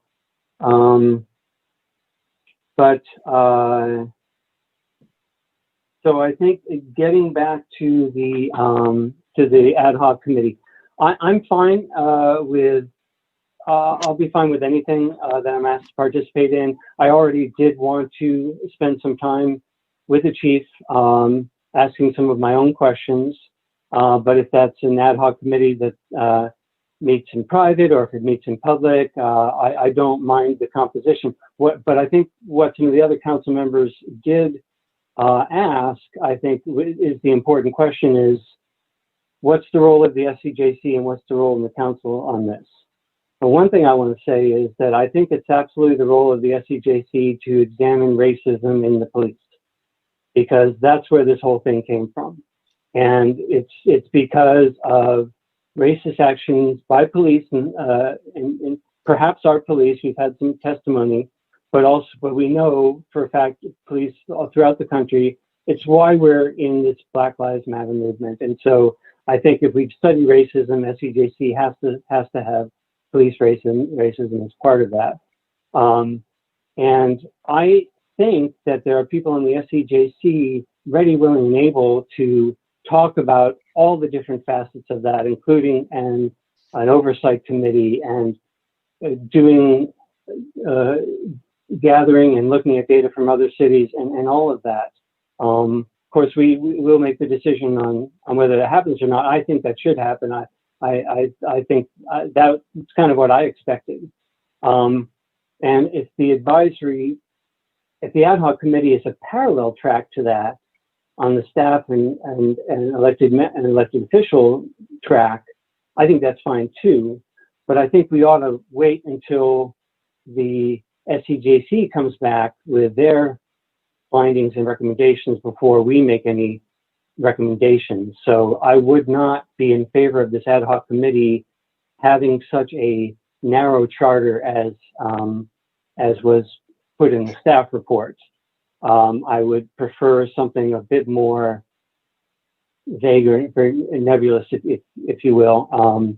It just allows us to have whatever sort of meetings we want to have, but not get too far ahead of ourselves because we've already tasked the SEJC with studying racism. So I'll stop there. And Councilmember Moss, you had your hand up, but I don't know if that's from last time or if you want to speak now. Yeah, just trying to come to a decision here. I am fine with either an ad hoc committee or the SEJC taking the lead on this, but I think the community in general in Albany would be happier if we moved on this issue. I mean, I know it's going to take a while to get all this information together. And, part of the problem is that we're going into the month of August when everything kind of shuts down. I would be fine with an ad hoc committee if the ad hoc committee could at least do some of the preliminary work during the month of August and come back to the council in the beginning of September with some ideas of where we're going to basically steer this. Is this going to be an oversight commission? Is this going to be something else, or an advisory commission to the chief? They are very different things, or maybe you have something that's a blend of all of both of those things. But in any case, I think SEJC is traditionally where we would have put all of this because they could hold hearings, they could, and then they could come up with, 2 or 3 different possibilities for us, alternatives, and what were the pros and cons in each alternative. And on almost any other issue, that's what we would be asking for. So if they could possibly start going into this as to which one we need, or do something during August, which I know is a challenge, but that would be the best. If the ad hoc committee is the one that can kind of go forward with this, then it may be the ad hoc committee. Yeah, I'm certainly happy to work through August. Thank you. Councilmember Barnes, looks like you might have accidentally dropped out for a little bit. Yeah, I'm back. I'll just make it quick. I remembered my third item. We've had a lot of discussion about substituting social services in the budget for the police force. I just want to point out that we have people who have on the ground experience in Albany doing that. That's, Sid Schoenfeld and Berkeley Food and Housing Project sit on, dealing with homeless, and both actually dealing with homeless issues. But more generally, I want to make sure that this discussion we've had in the budget finds its way into the more formal discussions we'll be having in the fall about the budget. We don't start over from zero. That's one. And I just want to tap into Sid and Berkeley Food and Housing Project's expertise about if we gave them more money or we had more resources for more people doing what they're doing, would that be cost effective? What would they think they could do if do they really want the police force to back away and us substitute something else? Again, these are not just hypothetical abstract concepts for Sid and Berkeley Food and Housing Project. They deal with this stuff every week. So let's use their expertise. And then finally, my pitch again, don't forget, I think it really would be a good idea to have SEJC work on a community survey of attitudes about these issues. And that's my pitch. Thank you. Okay, thank you. Next up in the queue is the Vice Mayor.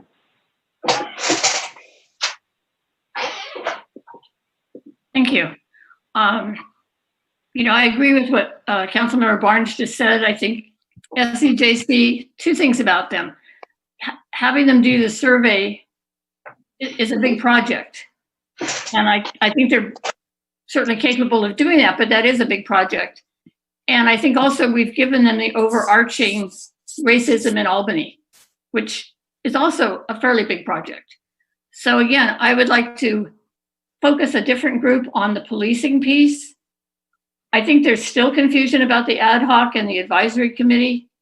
And let me try one more time. I see it as the ad hoc setting up the framework for the advisory committee, not doing the actual work, and then having a more robust committee of, well, I don't know, because the ad hoc committee would figure out the type of people to be on that committee, and they could do research. I think, Michael, you had a good idea about looking at other cities.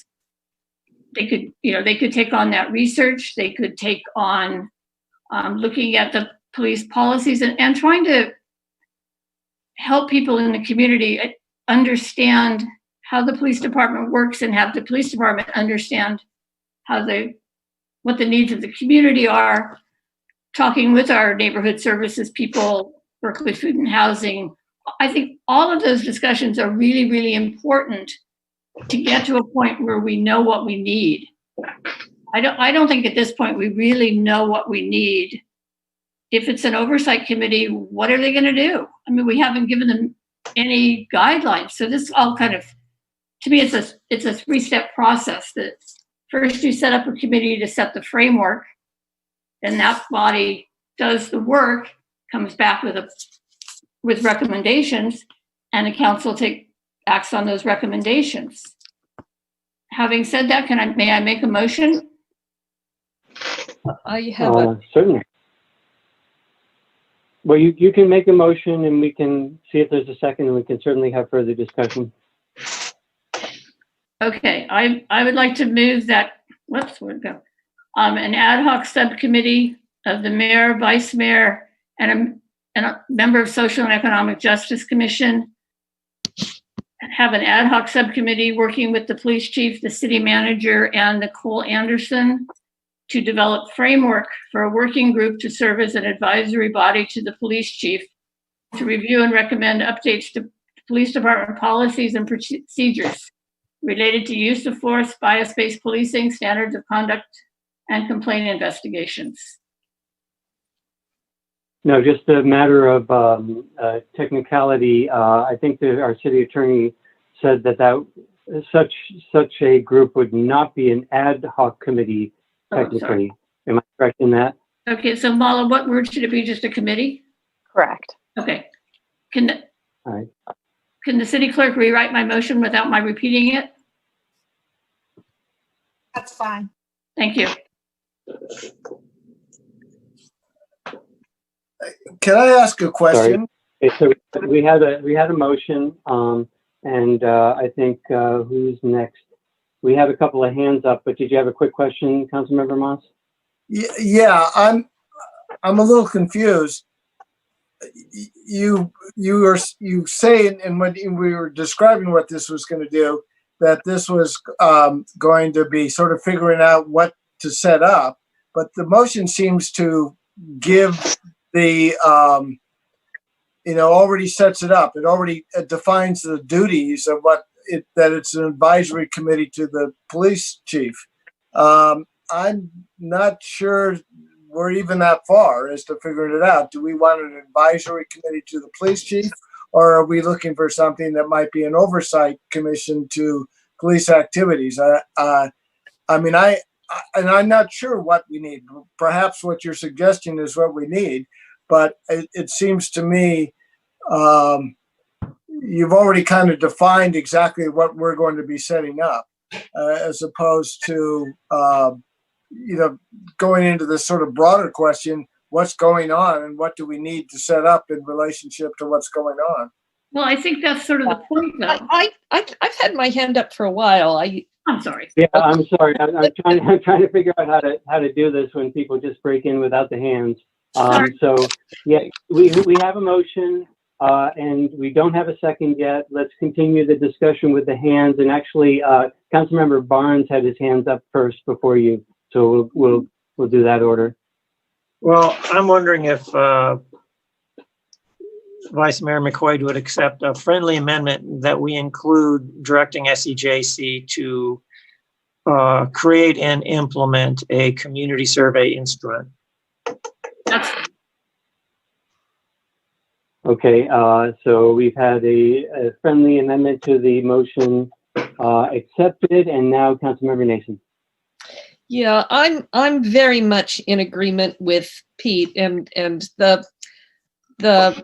even the motion itself kind of reinforces to me we need that SEJC would be the more appropriate body. I do not support an ad hoc committee, even with an SEJC member on it.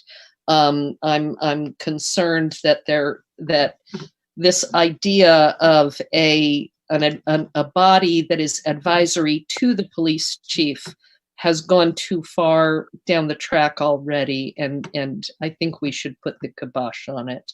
To my mind, an advisory body on policy probably needs to be advisory to the city council and not to the police chief, who is accountable to the city manager, and I think needs to remain always accountable to the city manager, who is accountable to the city council.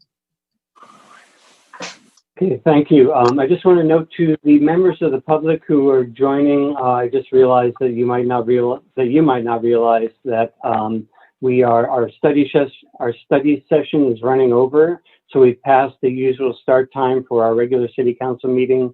Hopefully we'll be wrapping this up soon and start the regular meeting. But if you're wondering what you're looking at, that's what you're looking at. We have not started that regular meeting yet.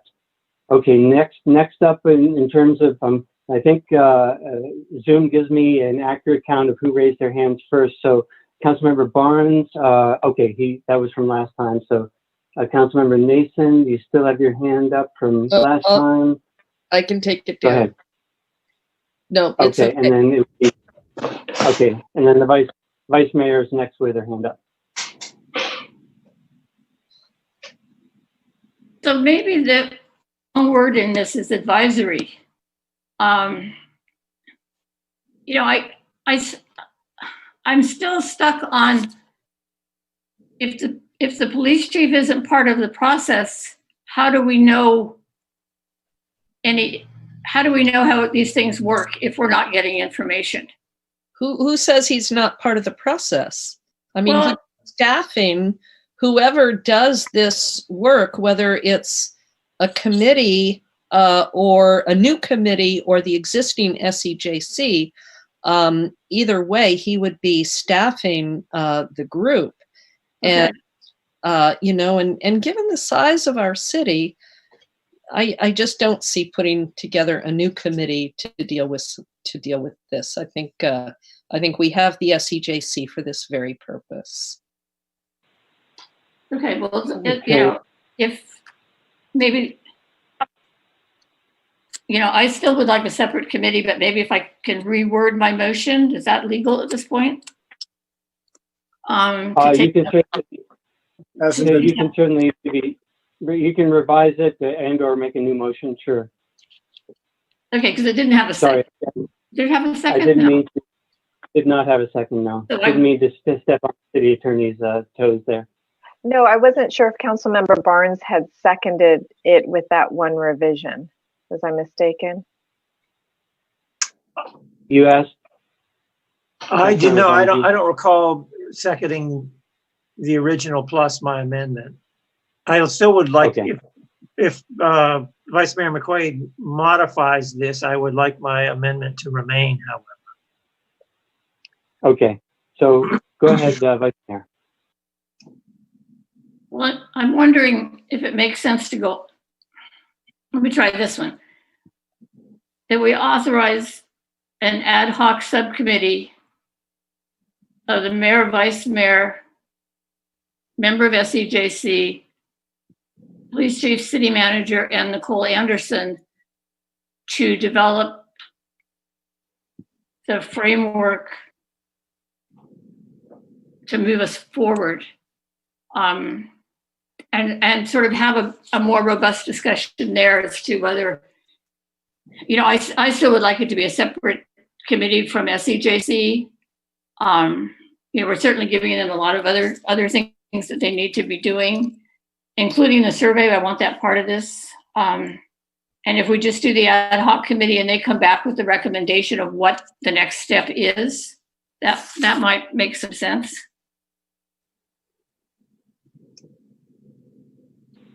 Okay, we have an amended motion, and does it include Councilmember Barnes's idea of the survey? Yes. It's not really. Okay. No, it's okay. The one comment is, you know, as a follow-up to Rochelle's comment, there's sort of a chain of authority issue here. And I think if we do this ad hoc committee, it needs to report to the council. Are we agreeing that's what's happening? Mm-hmm. I think the authority issue is not with the committee. I don't think there's any question whether it's the committee or the SEJC. They will report to the council. The question is whether some presumption is being made about what their conclusion is going to be, that's going to be a body that is advisory to the police chief.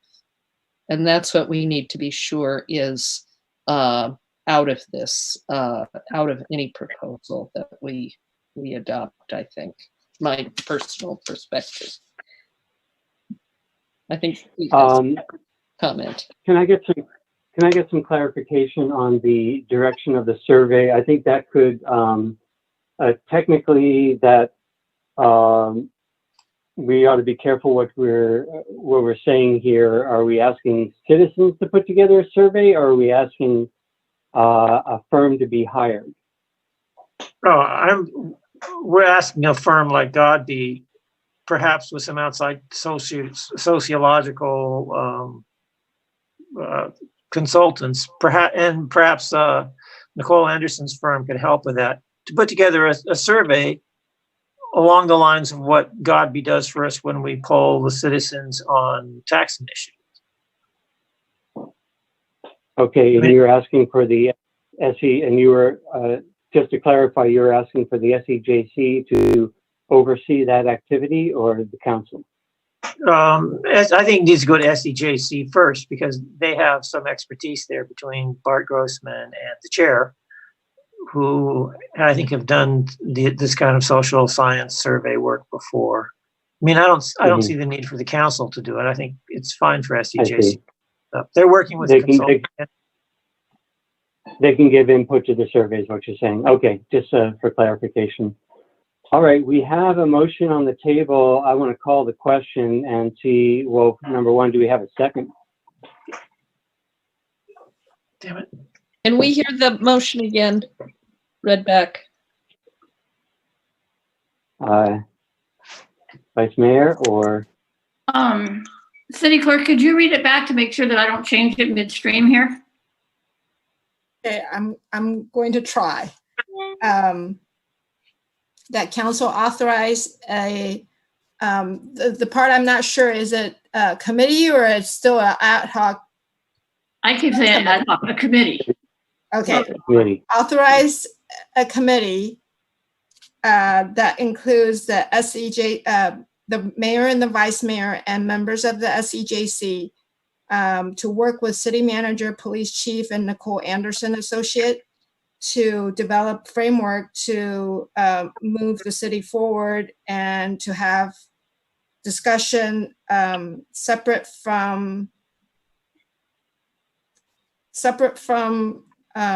never mind the separate part, and include a survey, direct SEJC to include a community survey on recommendations about next steps. Vice Mayor, is that it? Councilmember Barnes, does that, the survey language there, does that meet your need?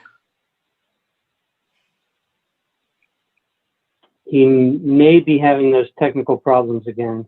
Oh my God. Let's see if we can wait till he comes back. But, you know, let me just say one thing about this. I think if we select a body to do this work, it will certainly be a broader cross-section of the community than just having the 5 SEJC people. Now, I mean, I understand people can come and make public comment, But if we have a larger body, we can certainly have more members of the community that have certainly expressed an interest in participating. We can include them in the process. Can I ask something, Mayor? Go ahead. Do you have time to do this in August? Are you going to? I have. Yeah, well, depending on the workload, I assume it's not going to be like hours every day. But I have time considering that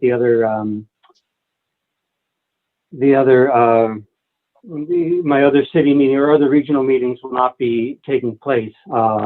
But then again, the language of this resolution or the language of this motion does not specify exactly how much time. Like I said, I would expect it to be somewhat limited. I mean, do you have an idea of what you're thinking of, Vice Mayor, in terms of frequency of meetings?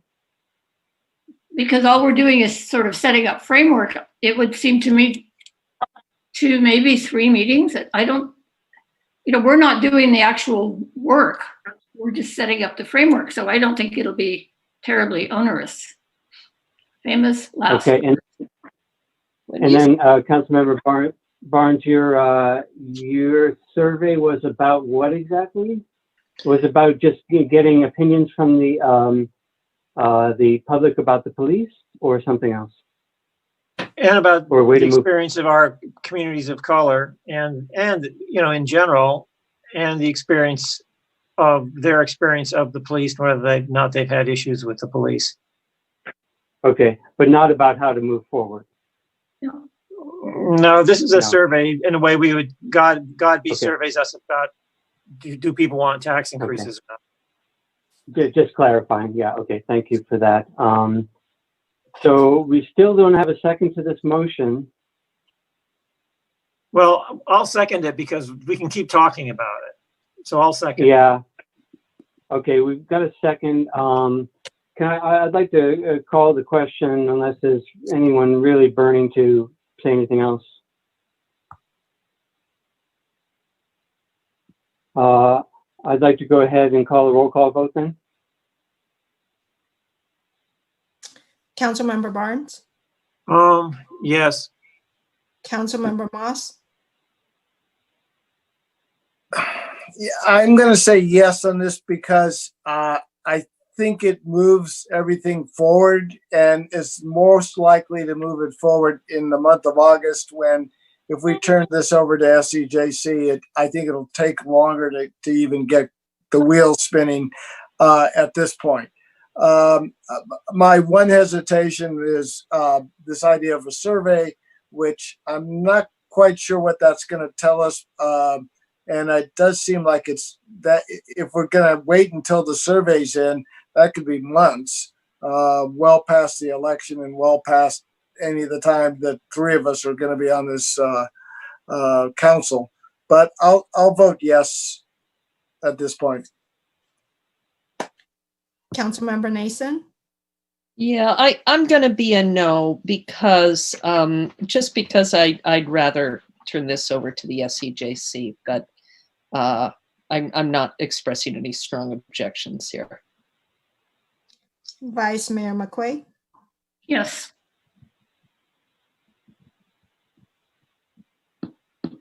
And did you call for the mayor? Well, yes. I'll give my answer. It's a no. And because I'd rather see this, I'd also rather see this with the SCJC. However, I'm considering, the language having been made a bit more vague in the motion. I think we will have room to figure out what this is without stopping the SCJC from doing their work as well. Exactly. Okay. That concludes the study session. Yes, go ahead, Vice Mayor. Do you need anything on the budget? That was just an acceptance, right? Receiving a presentation, we don't need a motion on that. Am I correct? That's right. We'll, as mentioned, we'll be returning in September with additional conversations. But I would like to say, I hope that we're not going to see a bunch of new people hired between now and September. I think that we should consider. Well, I think that hiring ought to be frozen for simply out of respect for the public that is asking for that. And given that we've been understaffed for at least 4 years, I don't see that as something that I don't see that there's any need for rapid fire hiring. Chief Geisberger, do you have any concerns about that? Yeah, we have processes in place right now, and just trying to, while, you know, maybe I wasn't clear when I was talking about the overtime, we have people stepping up, but thought I'd mention it's, you know, kind of the view of it's a temporary period of time moving forward, that, you know, people know there's an end in sight because people will be hired. So I'd probably talk with the city manager a little bit about it as well in HR, where we're at. Yeah, it's been years that this temporary period of understaffing. So just letting it. I think that's, you're expressing an opinion, which is not a direction from the council, nor is it a formal motion. So I think that can be considered as one council member's opinion. If we'd like to do a motion and continue this item, we can do that. Go ahead, council member. I would like to make a motion that we freeze hiring for, what is it? It's July. You're going to do this in August. We freeze hiring until our first meeting in September. Okay, and then let's bring up so actually Councilmember Moss had his hand up first. No, I'm not. Okay, Vice Mayor. I'd like to ask the city attorney, this isn't on the agenda per se, it's a big personnel move. I'm not real comfortable with this. It's the agenda discussion doesn't, I was looking at it kind of as we speak, and the description says overview of police department budget and policies, and then the first item, which I think if you were going to try to fit it in, which it is a little, doesn't really fit squarely within just the generic receive a presentation about the budget and policies. So maybe it would be, if there's a pleasure of the council, it would be to put it on a future agenda.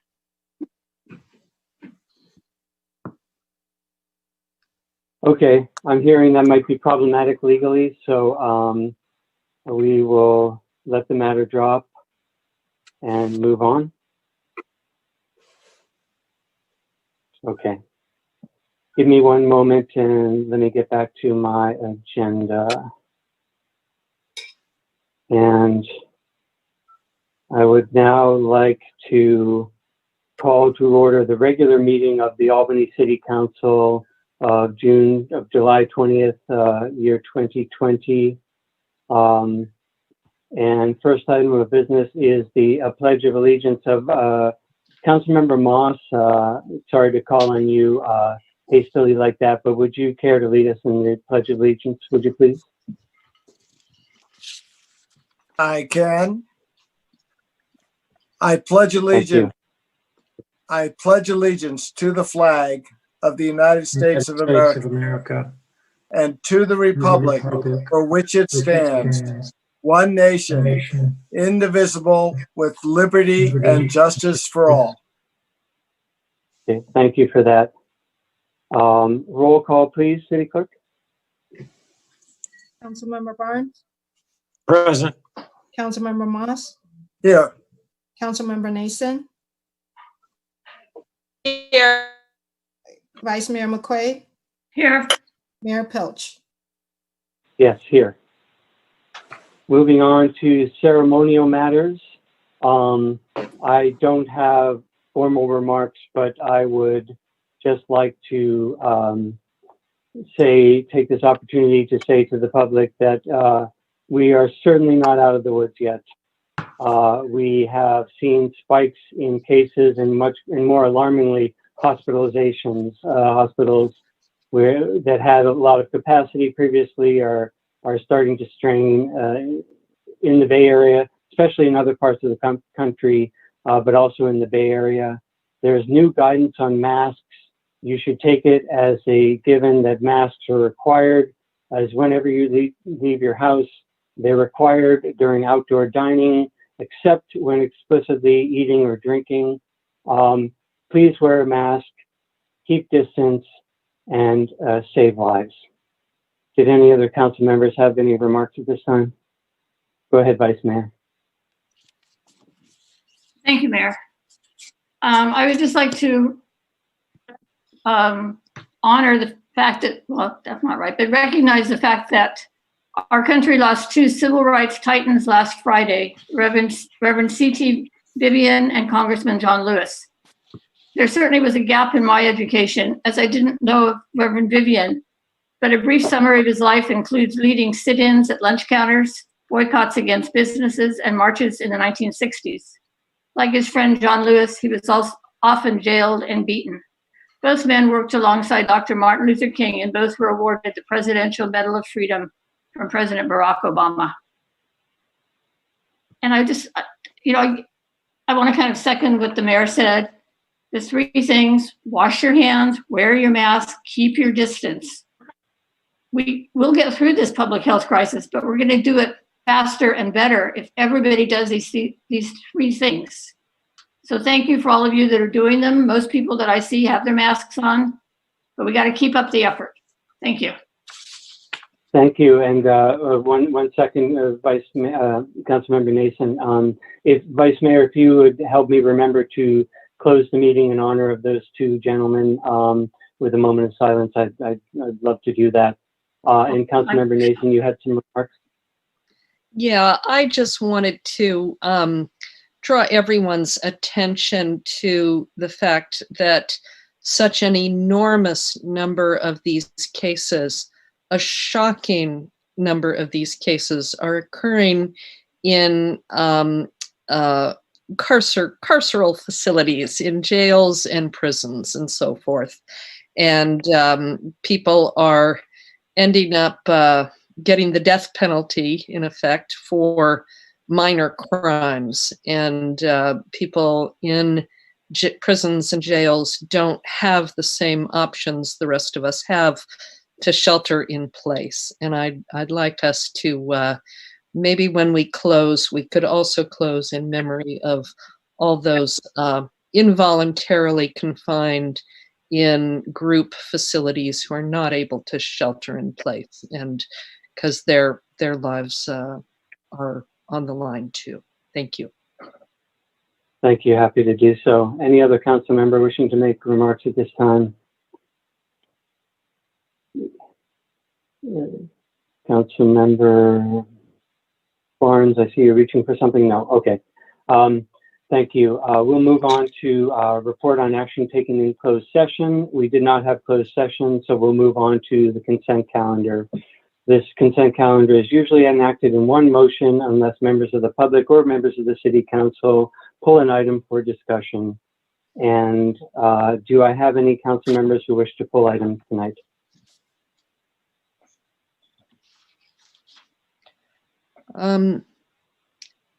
Darn it. I've misplaced my iPad, but I wanted to pull the item about Albany Hill. I just had a couple of questions. Okay. Yeah. Okay. I wanted to pull 5.3 and 5.7. Let's see if that includes Albany Hill. Yes, that does include Albany Hill. Okay. Yeah. Okay. Thank you. So 5.7 is pulled and 5.3 as well by myself. Any other council member? If none, are there any members of the public who wish to pull an item for discussion off of the consent calendar? We do have one hand raised, but I'm not sure if for a consent calendar item or not. That hand is still raised, so I'll ask the city clerk to allow that person to speak and perhaps pull an item off the, oh, looks like that person took their hand down. So any other member of the public who wishes to pull in a consent calendar item? Seeing none, we'll come back to the council and talk about the items pulled. Item 5.3 is a proclamation on the 100th anniversary to the 19th Amendment and Women's Equality Day. I just want to thank the Vice Mayor for adding this item, recommending this item to the consent calendar, and I think it's a very important item and very important to to recognize this milestone. Anyone else want to have any remarks on item 5.3?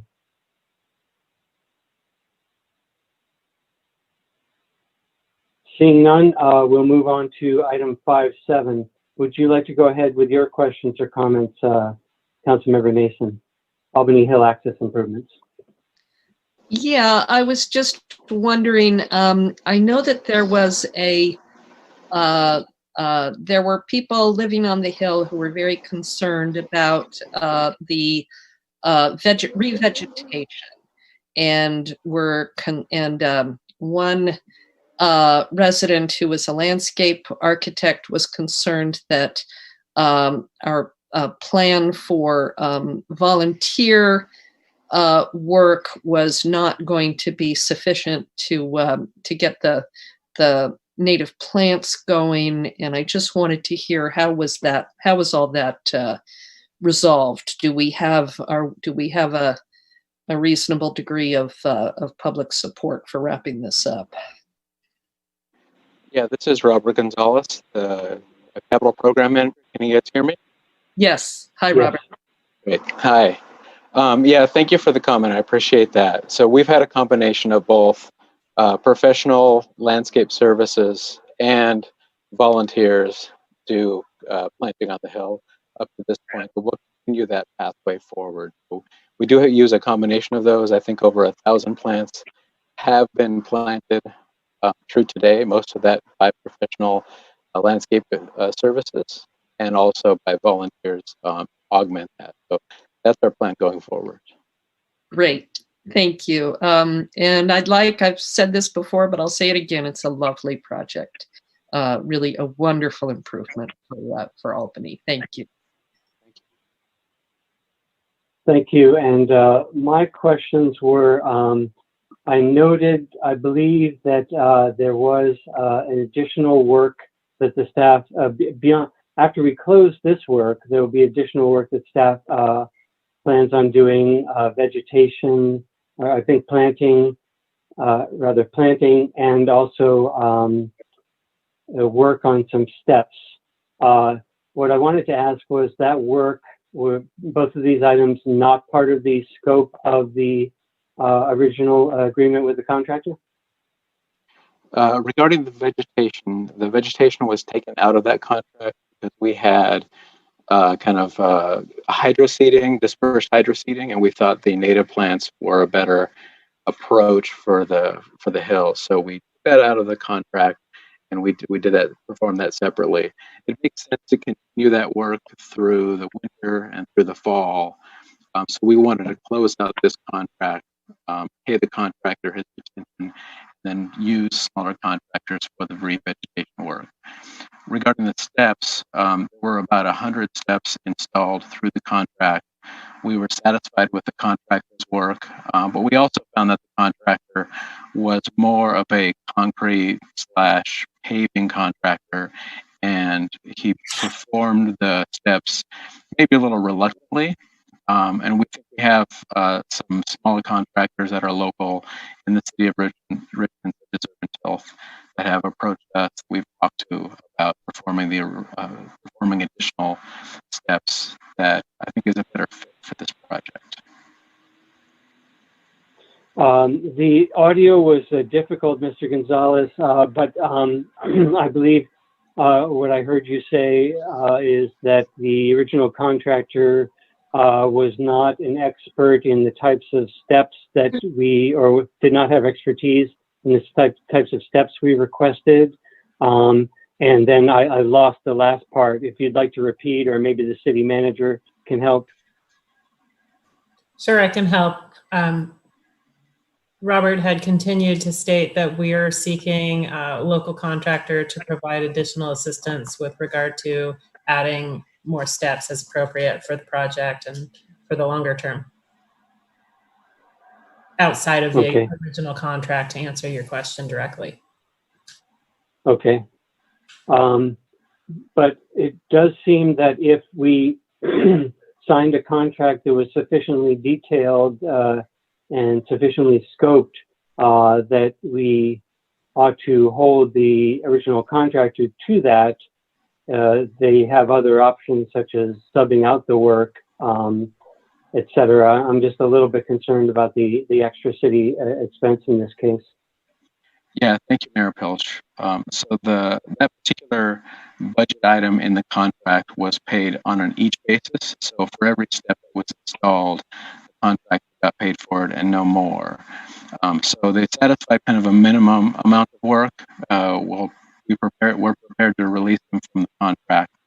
And since really the comments we received since installation have asked for additional steps, we're really looking at this as an additional benefit to the park.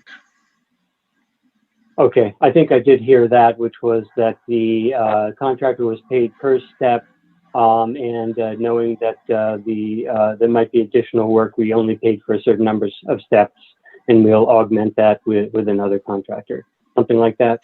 Yes. Okay. Yeah, thank you. I'm getting a nod from the city manager as well. All right, thank you. Any other council members have questions or comments on this item? And I do see that there's a hand up from the public, but I did close the public polling items on this, and we do need to move forward with the agenda. So we will move on.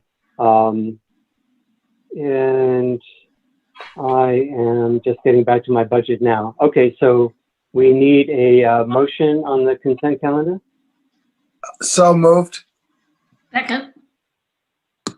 We have a motion and a second. Could you poll the council, please, City Clerk?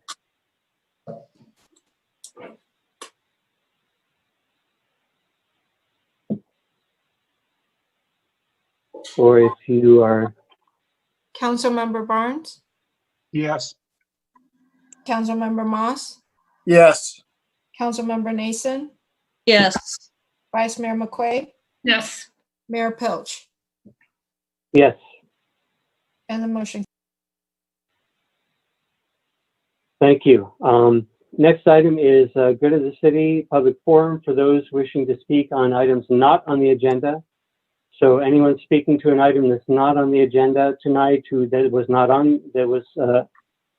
on the study session or not on the current agenda, you can raise your hand and be recognized now. Looks like we have a number of hands up. So City Clerk, if you could call the people, and given that we're late into the meeting now, I'm going to limit comments to 2 minutes. So I see we have quite a number of hands raised. So 2 minutes for everyone, and City Clerk, please start calling people in. Jeremiah, go ahead. Hi, so the public could see this report I posted, I think a couple city council meetings ago about my RV. So I got a response back from Albany Police Department about them towing my RV. So exactly. So all photographs for these incidents, they say they have no photos for the incidents were located in their files. Names of the officers who were there, Walkner, Welch, the times the photos were taken to prove my RV was here, parked here at this time. They marked it here at 6 o'clock and they towed it at this o'clock. It says times photos were taken, no responsive record. The police department has no record of any photos. They can't even prove nothing. Again, another question I asked them. Time Albany Police called East Bay Tow. A search of phone recordings of Albany Police Dispatch for this date and time resulted in no responsive record for this request. So the police department has no idea what time they called East Bay Tow to tow my RV. Second question was, what time was Jeremiah Pinguelo called and notified by Albany Police Department to let him know that his RV was about to be towed? A search of phone recordings of Albany Police Dispatch for this date and time resulted in no responsive record for this request. They don't even, that proves that they didn't even call me. And I had talks with the police chief and everybody who's supposed to give me a call, and due to past practice, they had called me before, but they did this in the middle of the night with all these people and they did it illegally. So I'll give you this stuff, city attorney. I'll give you all this information, the police, and then they use a Sharpie, a permanent marker to mark my tire. So if I use a permanent Sharpie to go to the Albany policeman's tire, they're going to arrest me for vandalism. So they get to vandalize my with a permanent marker. That's my story about being homeless and the police attacking people. So there's a lot of corruption going on in this police department. They need some solutions. There's too much corruption in this police department. They need to figure this stuff out. They need to they don't even have bookkeeping. They have no records. They have no bookkeeping. They have no proof. They have no time. They have no photos. They can't prove anything. So they. Next speaker, please. They marked it at 6 o'clock, okay, and they towed it at 4 o'clock on the. Hi, my name is Susan Moffett, and I'm an Albany resident. And I was very surprised to hear that apparently the city does not have a hiring freeze in place. A lot of Albany residents are unemployed. Others are owners of small businesses that are in very dire straits. Freelancers are really struggling. Those of us who work for public agencies and institutions, there's hiring freezes everywhere. And so the idea that the police department will move forward with hiring, as it appears to have been implied during the study session, is completely unacceptable. And the city should have a hiring freeze across the board. And in particular, given the citizen concerns about the police reallocating resources, more than 100 confirmed Albany residents calling for defunding the police at a time of this kind of discussion to move forward in defiance of the realities that people are facing. It would be a major mistake. You will have definitely a tax revolt. You have 3 tax measures up for in November. You're not going to get any support from those if you move forward in this kind of arrogant way. And I would just say it would be a big mistake to move forward with hiring more police at this time. And I think that hiring period should be on hold as it is everywhere. Thank you. Thank you. Next speaker, please. Aaron, go ahead.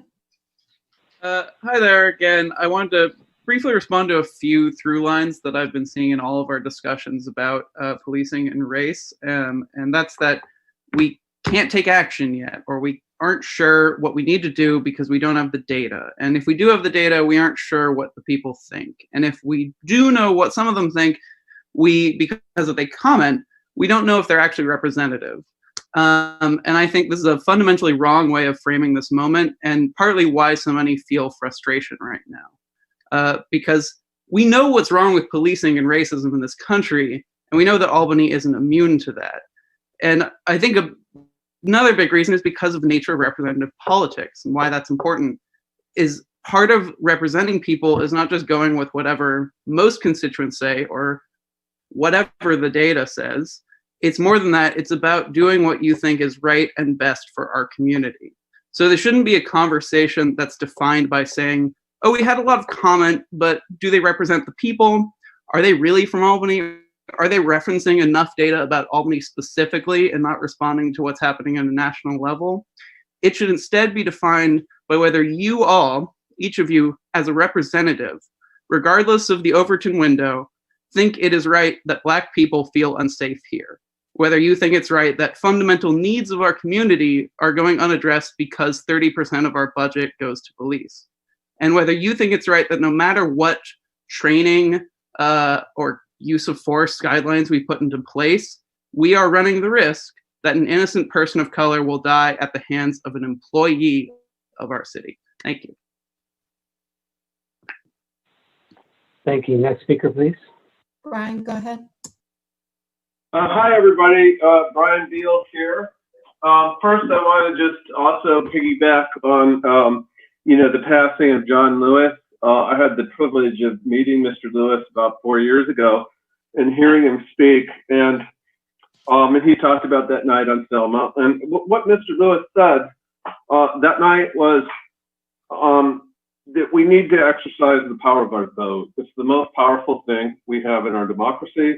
We need to use it. And on that note, I'm also vice president of the Albany Democratic Club. And as I do every election year, I'm here to remind you of the upcoming election. It's not just all about national politics. We do have some local seats up for election. And as it now stands, there are 3 candidates for city council, and I'm not seeing any candidates for the Albany School Board. So if you or anyone you know is interested in these seats, the filing period is closing very soon, in about 2 weeks, with a possible extension on the school board seat. So it also will be having a series of discussions, candidate forums, and so forth on these topics. I also wanted to just briefly, stop me if anything is on the agenda tonight. Well, that's my point of order. The public comment is supposed to be about items not on the agenda. I'm confused why most of it's been spent on the police topic, and I'm being cut short. But I also want to mention about ranked choice voting. I'm now recommending people be in favor of this. The reason why is that I feel like my vote counts more when I get a chance to choose several times. I've been in several elections like this, and I felt really good about it. So thank you very much for your time. Thank you. Next speaker, please. Trainer, go ahead. Hey everybody, my name is Will Trainer. I am a 20-year-old. I graduated from Albany High School with the class of 2018.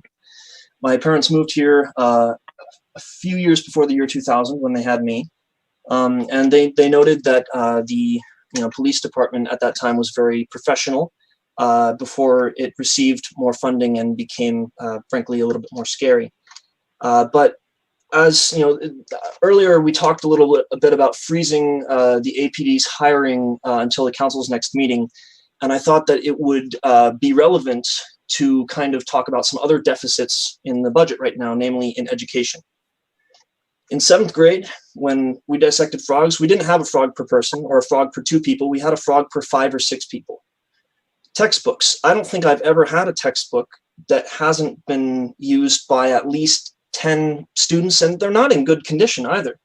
Music and instruments. We can't afford enough sheet music for the entire choir to read it. And people cut each other in line and fight over the limited amount of food available at snack between 3rd and 4th period. We still have to fund this school off of donations. I mean, during the 14 years that me and my sister went through this system, I have my mother here. How much would you say you donated per year to the Albany School District, not counting parcel taxes? Between $500 and $1,000 probably. Between $500 and $1,000 per year. That is so far from okay. We cannot give the police more funding when all of this is already happening, and this is so important. I also want to ask why so some council members think that the calls for defunding the police are coming from outside Albany because it's coming from students like me who have been deprived of things we need. Thank you. Thank you. Next speaker, please. Evelyn, go ahead.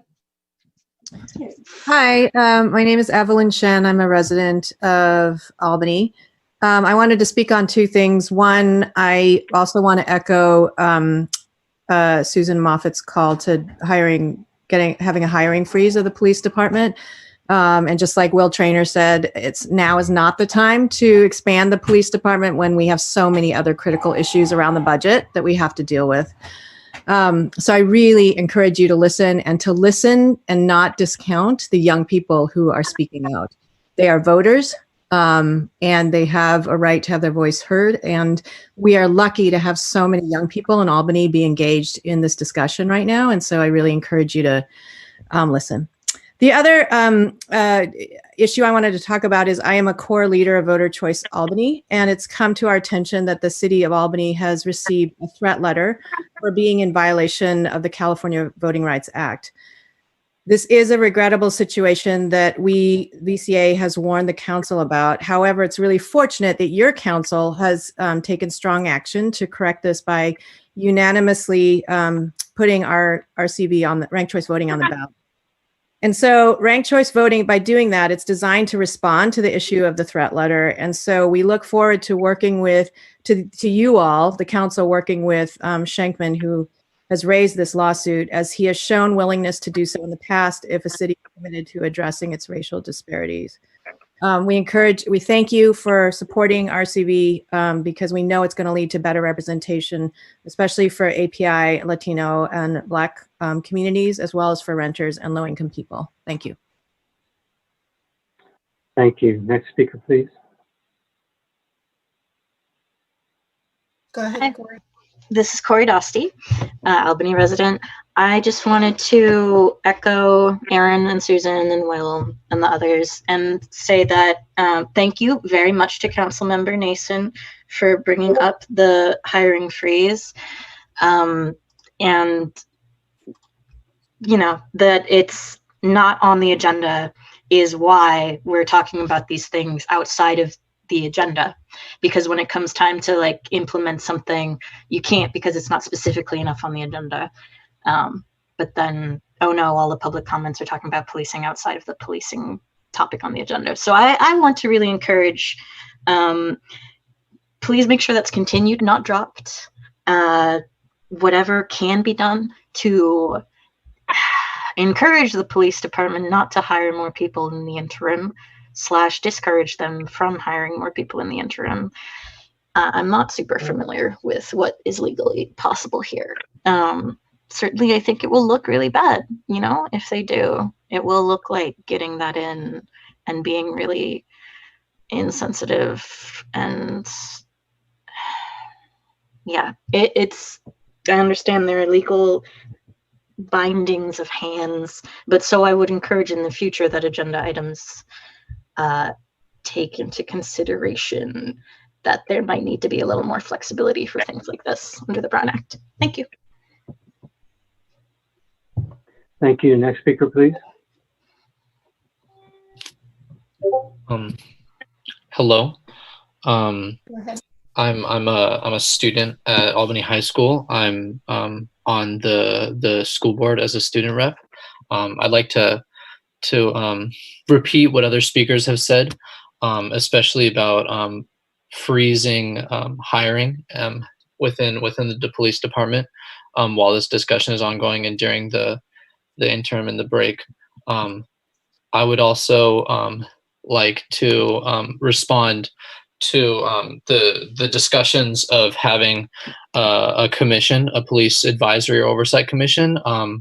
There was a lot of discussion on whether it be advisory or oversight, whether it would report to the city council or the police chief, and there's no reason in my eyes that it can't be both. Richmond has a community police review commission. They meet monthly. Their meetings are public. Their agendas and minutes are posted within accordance of the Brown Act. The majority of the board is citizens and residents of Richmond. They're elected democratically, and of their duties, I'd like to highlight the two most relevant, which are to investigate citizens' complaints of excessive or unnecessary force and racially abusive treatment by officers of the Richmond Police Department, and to review and evaluate the policies, practices, and procedures contained in the Richmond Police Department manual, and to report to the Chief of Police, City Manager, and City Council. So I really think that that should be agendized for the next meeting. I would also like to quickly touch on how dismissive you all have been of students' voices. Students are affected by this. Students of color are profiled and harassed by the police. And even if that is not your understanding of it, every elected member on this council is white. And your experiences are not representative of the experiences of the community. So please start listening to us. Thank you. Thank you. Next speaker, please. Deborah, go ahead. Hi. Well, the main thing that I want to bring up right now is just the lack of community that's being encouraged here. during public forums and city council meetings, typically we could all meet in community and discuss topics as they're arising, even if we are not, speaking at the mic. So I'd like to request that public comments be made available, the chat feature be enabled. I also can't see who else is in the room, who are the people who are present, the numbers. Like I'd like more clarity and transparency through all this process.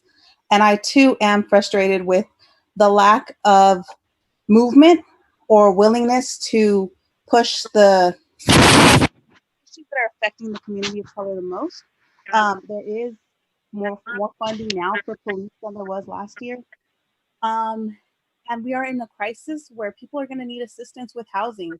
All these moratoriums are going to end soon, and there's a lot of issues that need to be addressed. And if it's a financial issue, this is a place where we can tap in. So once again, please open up the chat feature for community members to connect, because we can't do it in public for our safety.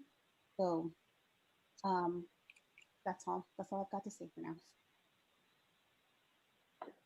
Thank you. Next speaker, please. That's it. Oh, okay. Very good. Thank you. Thanks everyone for your comments. Moving on to council subcommittee reports and reports on appointed representation and other meetings and events. Let's see, I'll take these in order that they're written here. Any council subcommittee reports?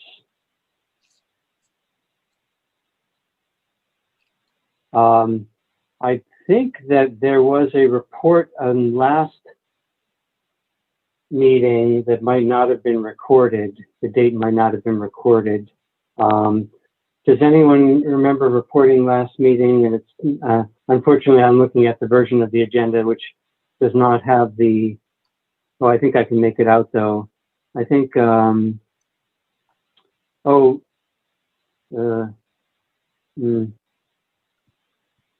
There no, was a never mind. report on the Alta Bates Hospital on July 6th,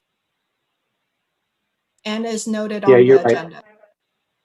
You're right. I think that must be the one I'm thinking of, and that is noted. You're correct. Okay, other subcommittee reports. I will note that the San Pablo Avenue corridor is mentioned here. I have been reached, the ACTC did reach out to me, and so I will engage Councilmember Nason, who's on that subcommittee, with me to meet with them. And so moving on from subcommittee reports on appointed representation. Anybody? Vice Mayor? I will just say that I attended the Housing Authority meeting, and basically all we did was update administrative procedures. Okay, thank you. Anyone else on appointed representation? Seeing none, I will get to my notes about my representation. We attended a mayor's conference where we had a presentation on racism, which was very good. And in fact, it was about the city of Oakland. Am I remembering the right meeting? Yeah. Well, I'll tell the presentation on racism. Was it about the paving? Or am I thinking of a different meeting? No, that's right. It was about the paving. Yeah. Okay. So the city of Oakland took into account racial disparities and disadvantaged communities when doing their paving plan, and realized that the disadvantaged communities might be more heavily affected by having a bad street than more affluent communities. Disadvantaged communities, folks there who have a car, whose car might be taken out of commission or by a pothole, might not have the funds to get their car back into commission, whereas more affluent communities would have that advantage. So they were able to prioritize disadvantaged communities in their paving program. I wrote down the name of the woman who presented. I would love to see if she can maybe present in Albany as well, or at least advise myself on the council, myself and or the council on matters. She seemed to really have a good head on her shoulders. I was at the Programs and Administration Subcommittee of Stop Waste. We talked about reusable bags. The ordinance has changed in the county such that reusable bags are permitted to be brought into grocery stores and other places, as long as the customer does their own bagging. And we also talked about grants for reduce and reuse of food or repurposing of food. I was thrilled to learn about programs that are taking food that might otherwise be thrown away, good food that is still usable, and repurposing them to other places where food is needed. And I am not remembering exactly where from and where to, but the idea of throwing any food out is abhorrent to me. And I was so glad to hear of these programs that are actively working on making sure that no food goes to waste. I went to the Programs and Legislative Committee of ACTC. Not much to report there, but I will note that I believe it's this Thursday, ACTC, Alameda County Transportation Commission, is voting on the Valley Link project, which I have mentioned before. The comment period has closed, those comments are in, and we will be voting on whether or not to authorize moving $400 million from the Measure BB expenditure plan to Valley Link. And that'll do it for appointed representation. Are there other meetings that council members wish to report on?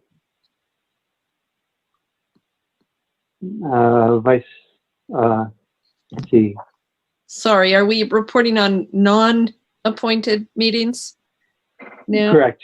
Any other meetings? Yes, go ahead, council member. Okay, I attended the ribbon cutting for the new stretch of Bay Trail that runs along the waterfront in Albany. It also was for the Albany Beach and the Lower Trail, Lower Road project. And if you haven't been down there, it is pretty stunning. Get a mask and come on down. It's really so beautiful and so incredibly well used. It really is a remarkable thing to see. And I wanted to mention, we have not just Albany, but Albany and Berkeley together have a wonderful plastic reduction working group of people who are working very hard to reduce their personal use of plastic and to make change and educate and make policy change around plastic reduction. And I was able, I have a standing conflict with their regular monthly meeting, but I was able to do it this month and it was very inspiring. So I wanted to mention them. Thank you. Thank you. Dan, now, did you attend only virtually the ribbon cutting, or were you there in person? I was there in person, yeah. Oh, okay, wonderful. Yeah, had I known that I could be, I might have snuck down there as well. But yeah, it was. It's also recorded, and I believe you can access the recording from the website of the East Bay of the Park District, rather, East Bay Park District, East Bay Regional Parks. Any other reports on other meetings? Yes, Vice Mayor. Thank you. We're still having the weekly business calls with the business organization. Sorry, I've done lots of webinars. I went with the mayor. Well, we were both in our computers for the mayor's conference. As he said, I think it was one of the better mayor's conferences I've ever been to. We had a 2x2x2, which is city, school district, university, mostly discussing how everybody is dealing with the COVID. Along with the mayor, I participated in the Chamber of Commerce webinar last week. And then I was, of course, at the city forum on race on Thursday. Yeah, thank you. I was present at that as well. And the did you mention the Chambers webinar? I think you did. Yeah, I was there as well, and the business meetings. And I think that does it for my meetings attended. Anyone else? Did we miss any other meetings? If not, then I will go to the item 8, which is the city manager report. Go ahead, city manager. Thank you, Mayor. A couple of updates for the council. From our Public Works Department, we've completed vegetation management work at Albany Hill and Corneses Creek. The work at Albany Hill was the annual fire management work and was performed by Urban Tilth. The work at Corneses Creek is tied to the agreement with City of Berkeley and UC for management of the creek vegetation area. As part of an overall approach to improving sidewalks throughout the city, Public Works has completed sidewalk shaving and crack filling along Solano and San Pablo Avenue, as well as other key streets. This work is in addition to the planned replacement work as part of the sidewalk parcel tax. East Bay Mud is expected to begin construction on a water line replacement project on Washington Avenue between Spokane and Key Route in mid to late July. This work is being coordinated with upcoming paving of Washington Avenue, as you had on your consent calendar. A contractor will begin work on August 1st on replacing a 100-foot section of sewer on the 500 block of Adams near the Orientation Center. Also from our Recreation Department, we're continuing to offer in-person camps and virtual camps and classes. A new week-long virtual camp that will take place in August includes cooking, coding, soccer, and improv. Visit our virtual community center page on our website to find out more. Next Thursday, July 30th at 10 a.m., a rising high school senior will play hits that make you want to sing along as part of the virtual senior center program. Not to be missed. And finally, and importantly, the health and welfare services to seniors since the shelter-in-place order started. We're now up to about 5,437 meals, 317 brown bags distributed, about 4,000 phone or in-person engagement, and essential items delivered were a little over 100. So again, I commend that staff for their ongoing commitment to that important work. Also, as noted by one of the speakers you had under Good of the City, we have received a letter from Shankman and Hughes citing violation of the California Voting Rights Act. We are reviewing with the city attorney to determine our next steps. And so at this point in time, we're deferring questions until our city attorney has had an opportunity to review. That's it. Thank you. Thank you. Councilmember Nason, did you have a question not on the TVRE letter? Yes. I just wanted to make two comments about things that I've been hearing concerns about. One being mask signage.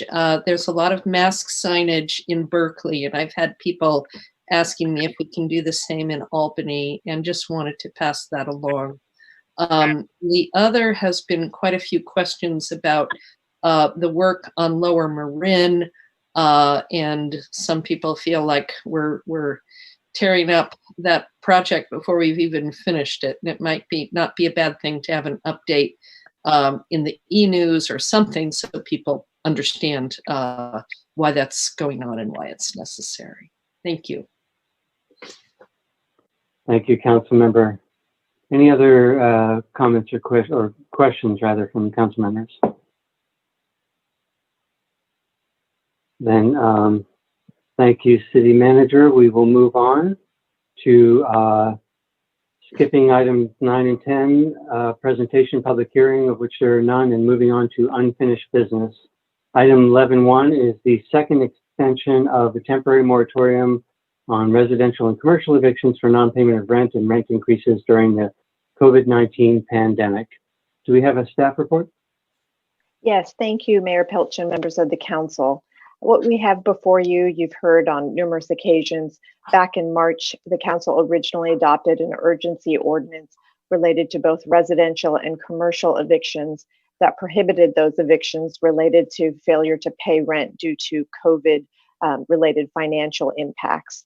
The governor adopted various executive orders that allowed cities and counties to adopt such ordinances. As he has extended the time frame on his executive orders, we have come back to you and extended the time frame for our ordinances. Our ordinance is set to lapse or expire on July 28th, 2020, which matched the last executive order. However, the governor has now extended the time frame to September 30th, 2020. So what you have before you is a request to extend the urgency ordinance, specifically as it relates only to the commercial protections, to September 30th, 2020. We are recommending that the residential protections lapse. However, that will then be governed by the County of Alameda's ordinance. The County of Alameda has adopted both a ordinance as it relates to both residential and commercial evictions and prohibitions on those. However, the commercial ordinance does not apply to cities and only applies to unincorporated areas. However, their residential ordinance does in fact apply to cities, and specifically states that unless a city's ordinance is more restrictive or more beneficial, I would say, to a tenant, that you are required to utilize the city's ordinance or the county's ordinance, excuse me. So you can really only opt out of the county's ordinance unless your ordinance is more strict or more beneficial to tenants. So at this point, we're recommending letting our residential ordinance lapse, relying on the county's ordinance in full as it relates to residential evictions, and then continuing to proceed with our commercial ordinance and extending that to September 30th, 2020. I'm happy to take any questions that you may have. Questions from council members?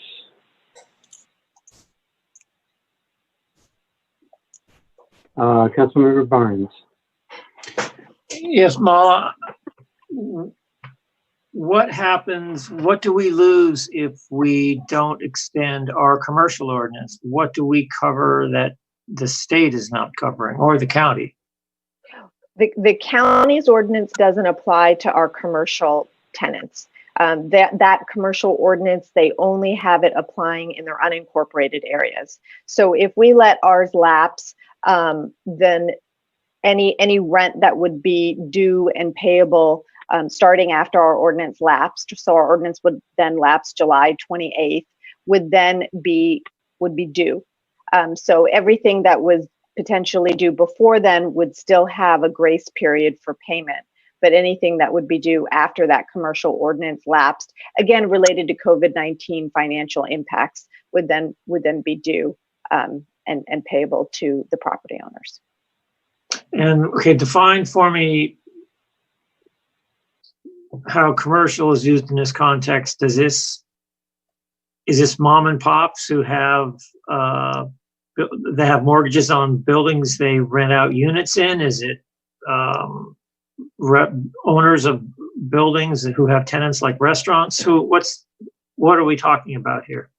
It's all of the above. So in terms of any commercial use, so it could be, an individual, like you suggested, that owns it and may have a mortgage to some more type of commercial property owner who is much larger. There's no distinction. It's just on commercial uses that the ordinance would apply to. Okay. Okay. I'm good, thank you. Thank you. Other questions from council members? Not seeing any hands or motions. So let's go ahead and call for any public comment on this item. We have at least one. Here's the opportunity for everyone to raise their hand, *9 if you're only using the phone, to comment on this item. City Clerk, go ahead and call in the public. Mayor, minutes? 3 minutes still, or?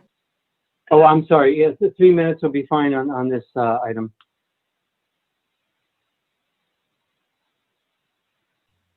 Go ahead, Aaron.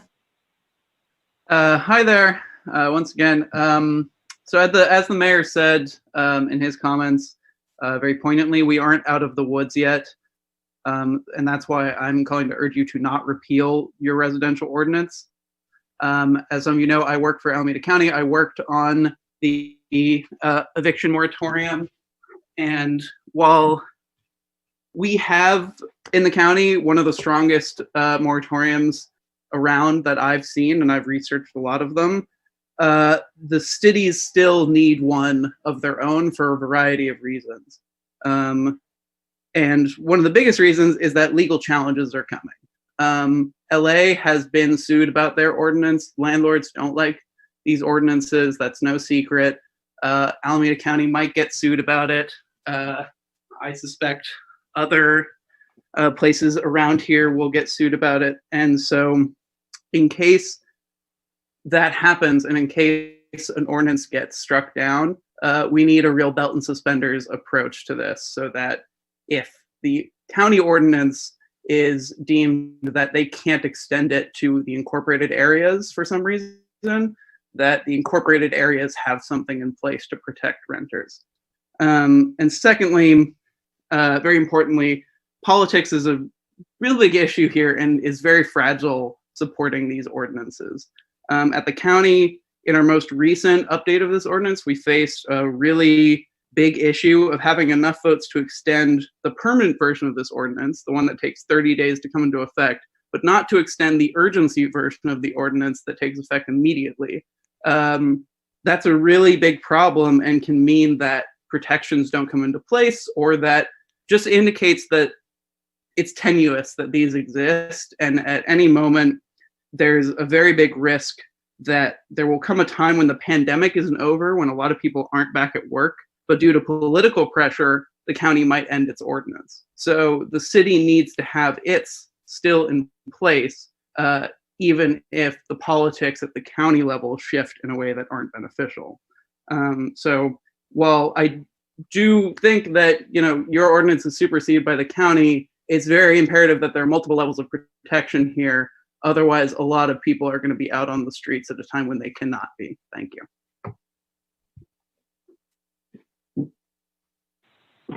Thank you. I see no other public speakers, so we'll bring it back to the council, and Councilmember Moss has his hand up.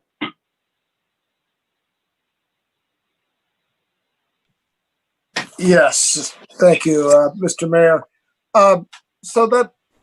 So let me get this straight. What Mala is telling us is that in essence, our ordinance wasn't as strong as the county's ordinance, and that's why the county's ordinance supersedes ours.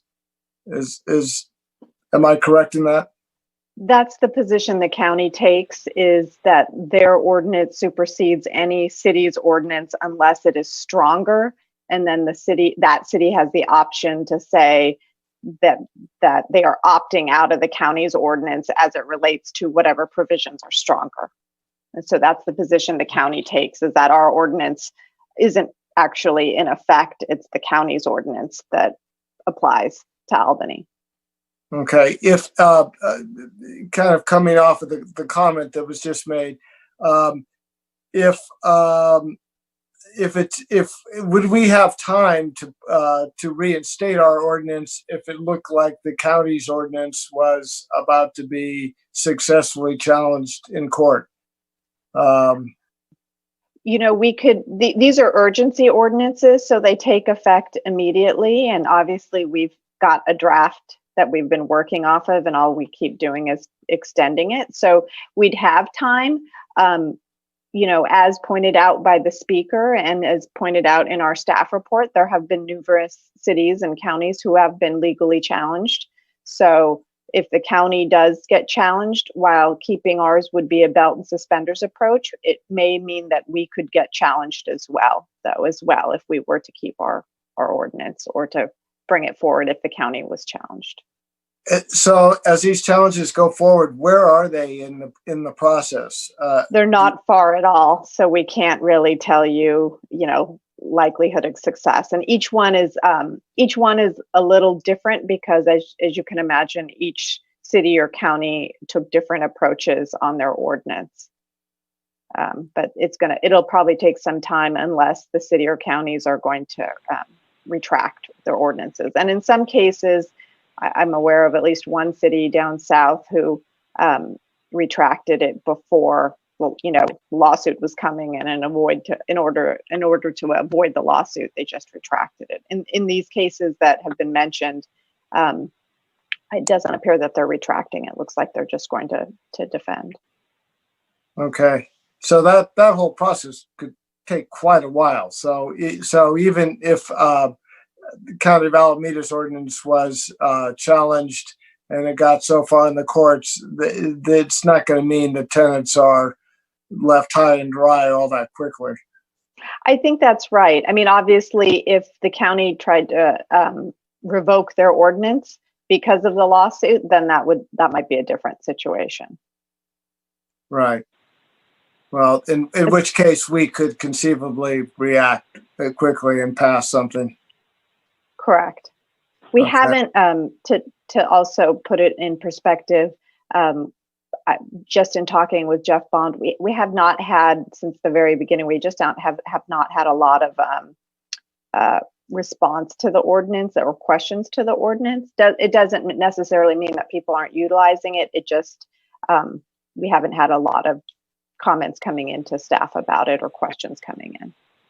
So I noticed in the staff report that we did get one letter on this from a landlord who thought these were, for commercial property, this was unfair. I would point out to that landlord that the PPP money, or more particularly the SBA money for disaster relief, is money that would be available to him as a businessman if he's having difficulties meeting his obligations.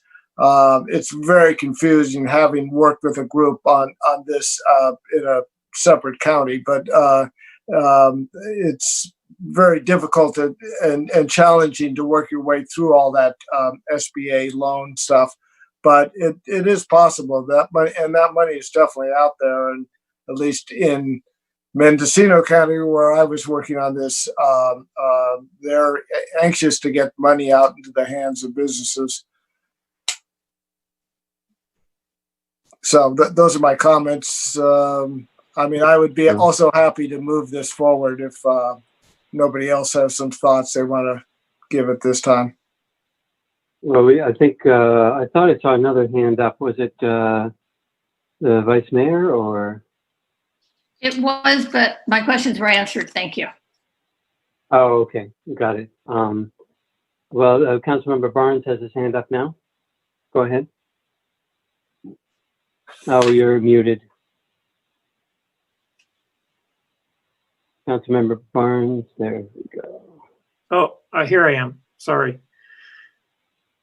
So the recommended position, I'm sorry, it's not on my screen right now. The goal of the recommended position, I'm looking at the conclusion, is to minimize our potential legal risk. Is that correct? That would also occur by the fact that we would let the residential portion expire and then rely on the county's ordinance. For the residential portion. Exactly. But that we would keep the commercial because we would have no county ordinance to rely on. But that leaves us at risk for the commercial, on the commercial. Is that correct? Correct. And then the objection letter we have is a landlord who leases to commercial businesses and he is objecting as a property owner because he cannot collect rent from his commercial tenants. Is correct. He's having difficulty, I believe, collecting rent.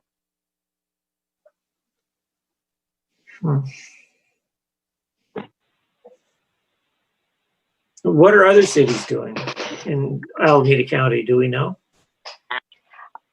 You know, it's a mix of things. Some people have their own ordinance for a variety of reasons, because they want the belt and suspenders approach that you heard earlier, or they actually don't believe the county has the authority to enforce an ordinance in the incorporated cities. You know, I know some cities such as Dublin, I think, were happy to have the county's ordinance apply. I think we were initially hoping the county's ordinance would apply to Albany, if you recall. However, we were originally told it couldn't, so then we moved forward with our own. You know, I know Berkeley has its own, but I think they've tried to match some of the county's requirements or provisions, since they are more stringent. So there's been a mix.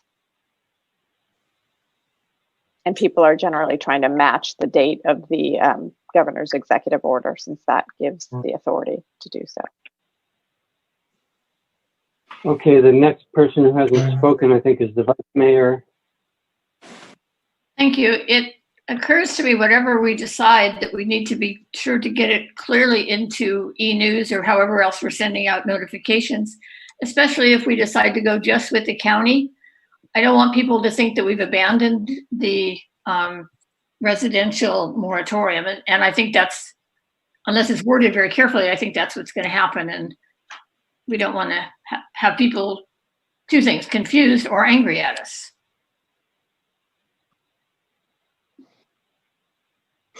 Okay, I would, given the gentleman, Mr. Tiedemann's remarks, I would be in favor of keeping our residential, as well as extending our residential as well as commercial. Our residential, from what I understand, the county ordinance will supersede on a provision by provision basis our ordinance, but our ordinance is stronger in one respect, in that the repayment period is longer than the county's. So for making it stronger and for doing the belt and suspenders approach, I would prefer to extend both ordinances.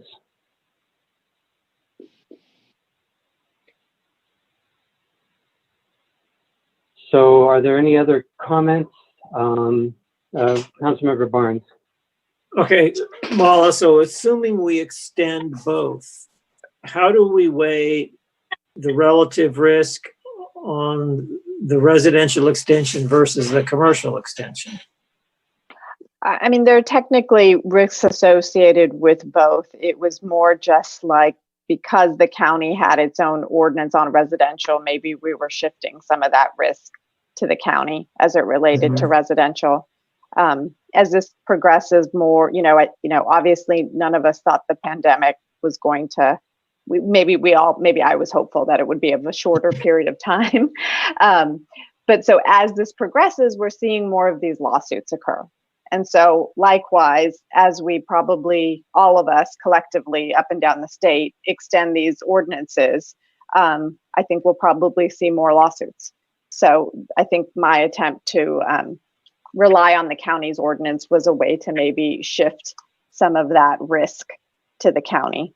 But if the council's pleasure is to continue extending both the residential and commercial, we can do so, just knowing that, again, as the pandemic continues and these rent payments continue to be deferred somewhat indefinitely because they're tied to the end of the pandemic, there's more risks associated with our ordinance as well as other ordinances up and down the state, and the the tolerance level for some of these groups, real property groups, has obviously changed, and that's why you're seeing more litigation.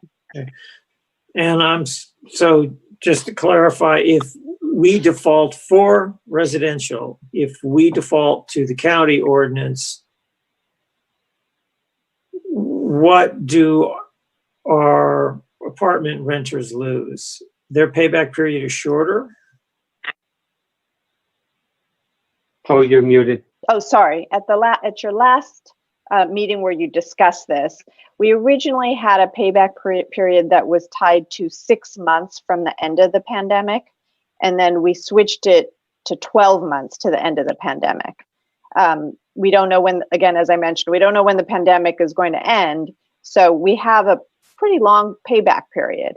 Under the county's ordinance, it is 12 months from when rent was due.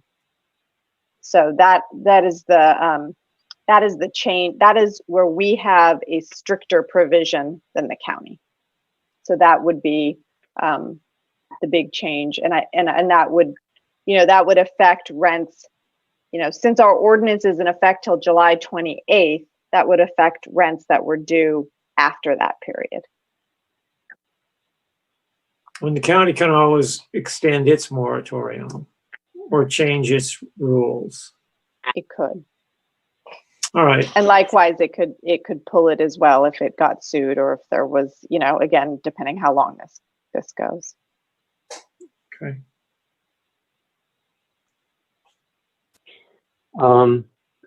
Now I can't remember. Vice Mayor, I'm sorry, your hand is up. Go ahead. I have two questions. If we were to be sued, can we just say, okay, we'll just withdraw our ordinance and that's sort of the end? Or does this, once you're sued, you have to go through the whole process? Has that played out far enough to know that?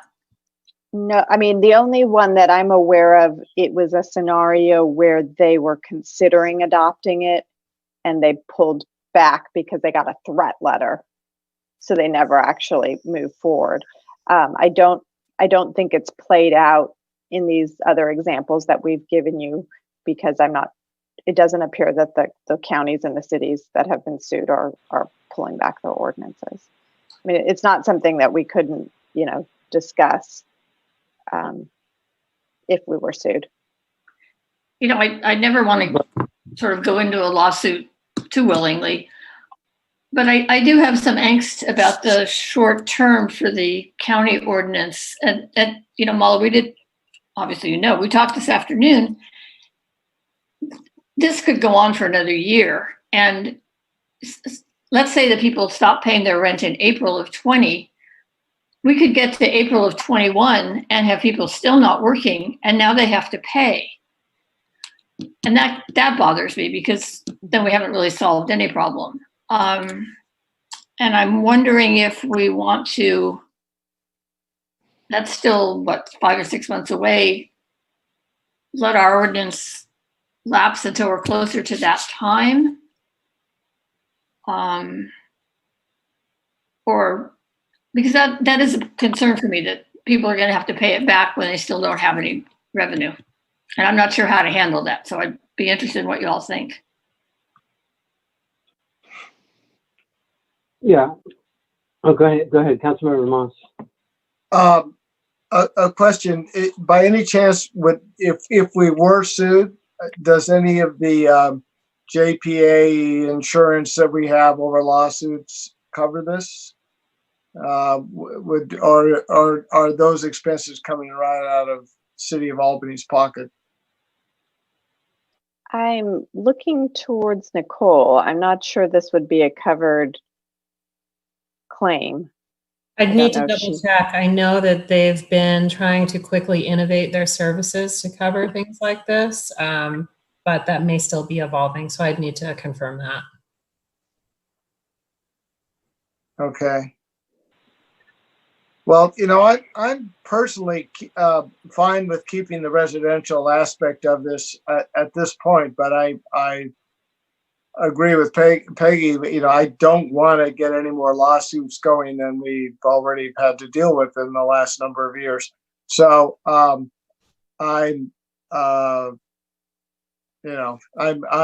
open to hearing what the rest of the council has to say about this. I'll jump in again here. I mean, I think it's the Vice Mayor actually said it well, in that there are people at risk here, at risk of losing their homes, and I know it's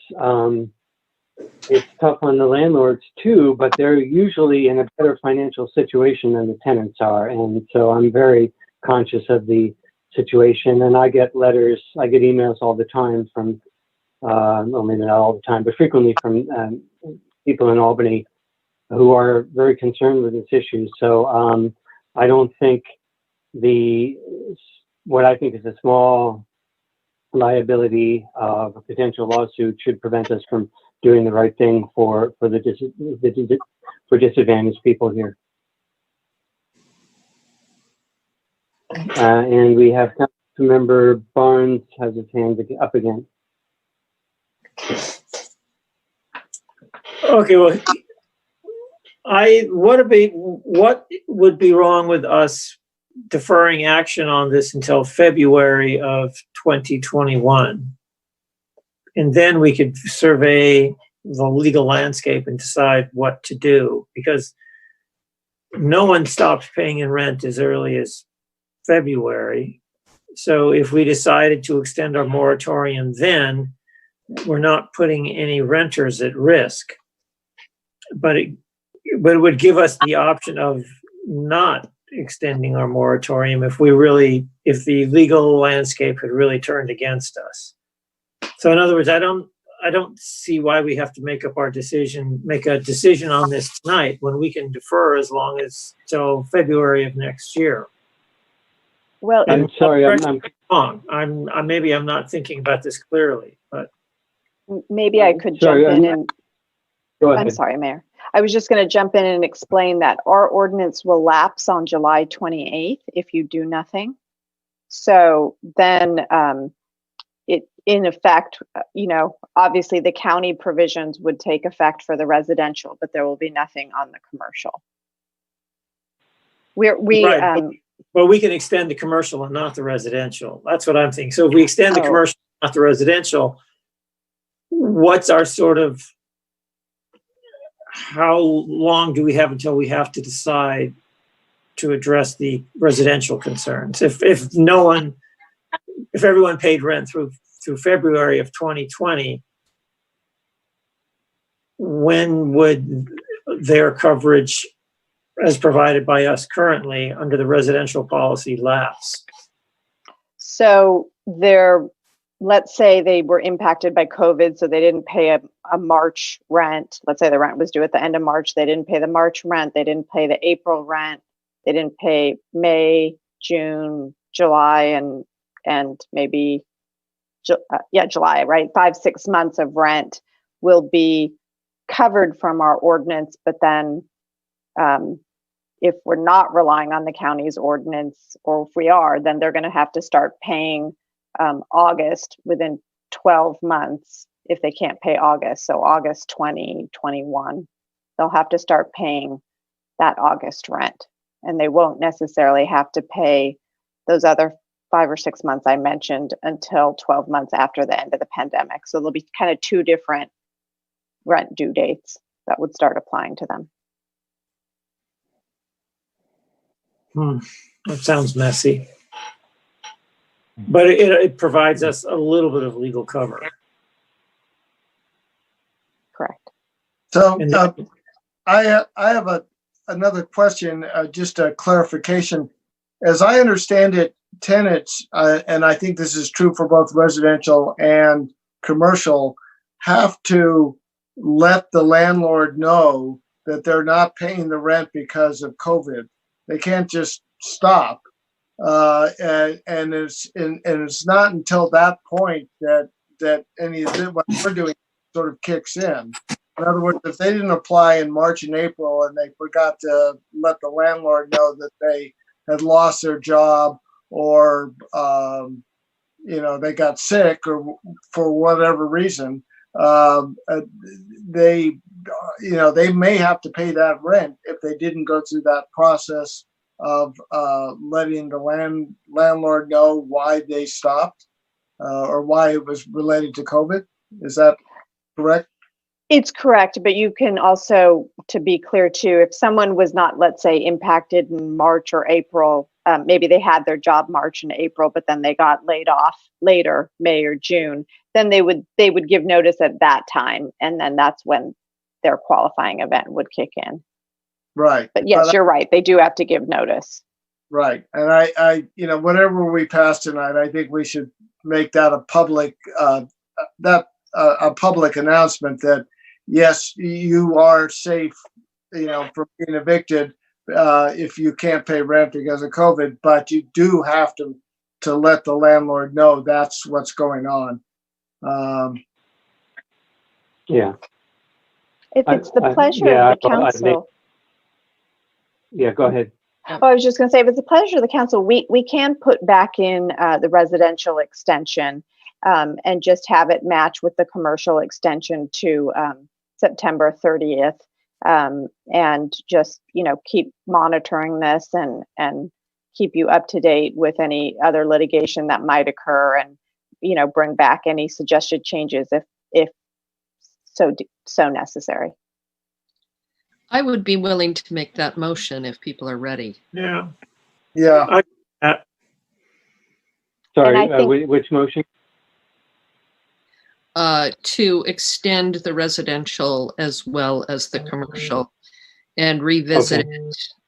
What was the date you mentioned? It'll extend until September 30th per the governor's executive order. And I believe, to be clear, if that's the motion, Councilmember Nason, that this will just be a belt and suspenders approach to the county's ordinance, and that we're not deferring to the county's ordinance. Correct. Correct. Okay. I'll second that. Okay, great. We have a motion and a second motion to extend residential as well as extend commercial. Extending commercial was recommended, but we are also extending residential. September 30th is the date. Any further discussion? Let's call the question then. City Clerk? Councilmember Barnes? Yes. Councilmember Moss? Yes. Councilmember Nason? Yes. Vice Mayor McQuaid? Yes. Mayor Pilch? Yes. The motion carries. And could I add one other thing that I know we already are doing this in to a large effect, but to commercial landlords or residential landlords who are freaked out about this, you know, let's work with them to try to get them some of this SBA money that's out there to meet their expenses, because, you know, many of them are in a much better place to be able to absorb this, but some are mom and pop, and they're as fearful as some of the residents or commercial tenants that are out there. So, you know, there's pain for everybody in this. That's for sure. Thank you. Okay, moving on to the next item then. I see lots of people are popping into our screen. Lovely to have you. The item is the second item under unfinished business, which is item 11.2, the request by the Social and Economic Justice Commission to add demographic categories to the application for city advisory bodies. Steph? Yes, good evening, Mr. Mayor, council members. So the item before the council tonight is the submittal by the Social and Economic Justice Commission of a resolution to request the implementation of a system to collect and post to the city website demographic information of city advisory board members. As the council may remember, this resolution, or the first resolution was provided by the Social and Economic Justice to the council in February, along with another resolution that included the recommendation to post on the city website a diversity report on the city's workforce composition, which the council did approve. At the time, the council did not approve the posting on the city website of a city advisory body demographic, mostly due to the lack of a system for automated system by the city for collecting that information and making sure that that information is kept confidential and separate from any other personal information as required by law. And then finally, just note that we did also confer with our city attorney, who mentioned that if we did provide any information on advisory board member demographic, that it should be the same information as collected for the city's workforce. So basically limited to race and ethnicity and gender.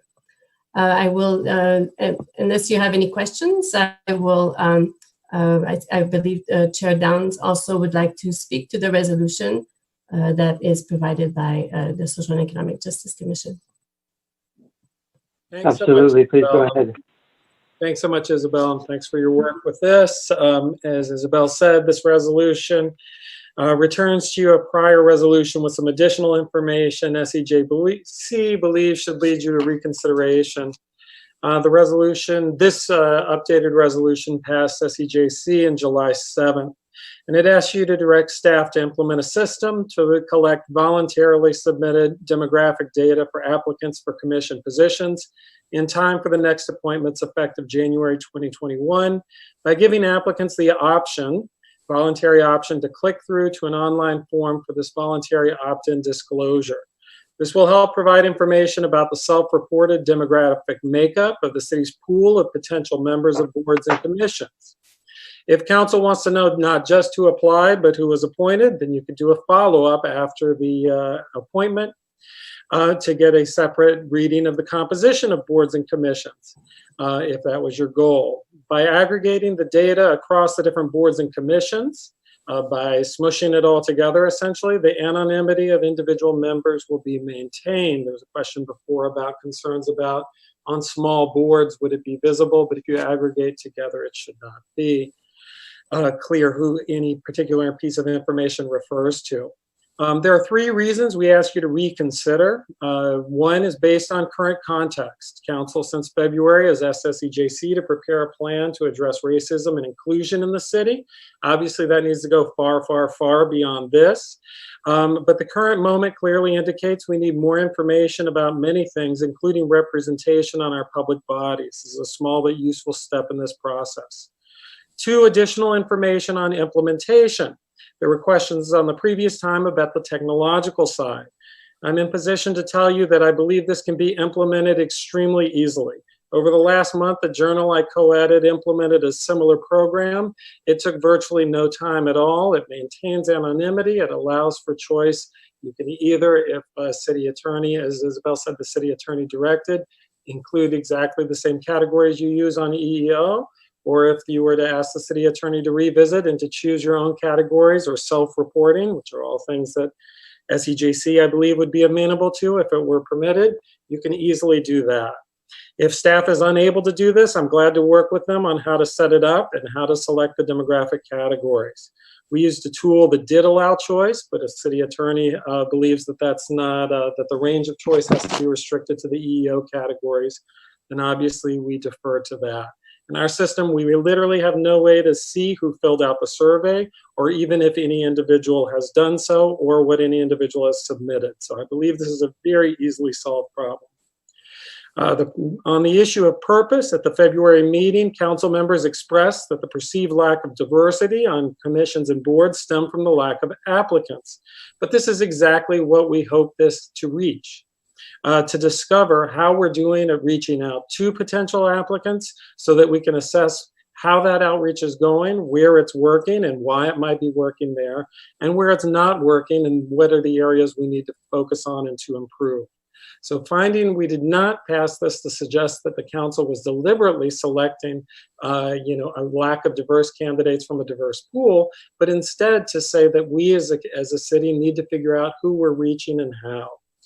Given that I believe this will be essentially a costless in terms of time and certainly in terms of money, this information gives us one tool.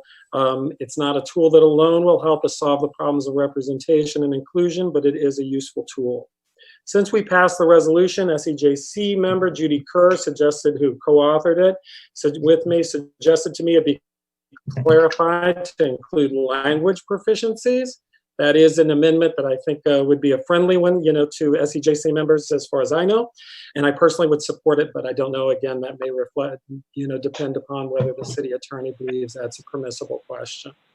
So I appreciate your time and taking it up. We don't normally return resolutions, but we thought those 3 considerations made it worthy of you revisiting. Thank you.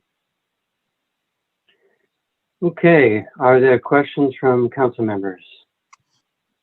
And I do have Councilmember Barnes's hand up. I don't know if that's from the last item or not. It was, but I'll just ask, did the city ever estimate the burden of doing it in dollars or otherwise? Is there really no burden?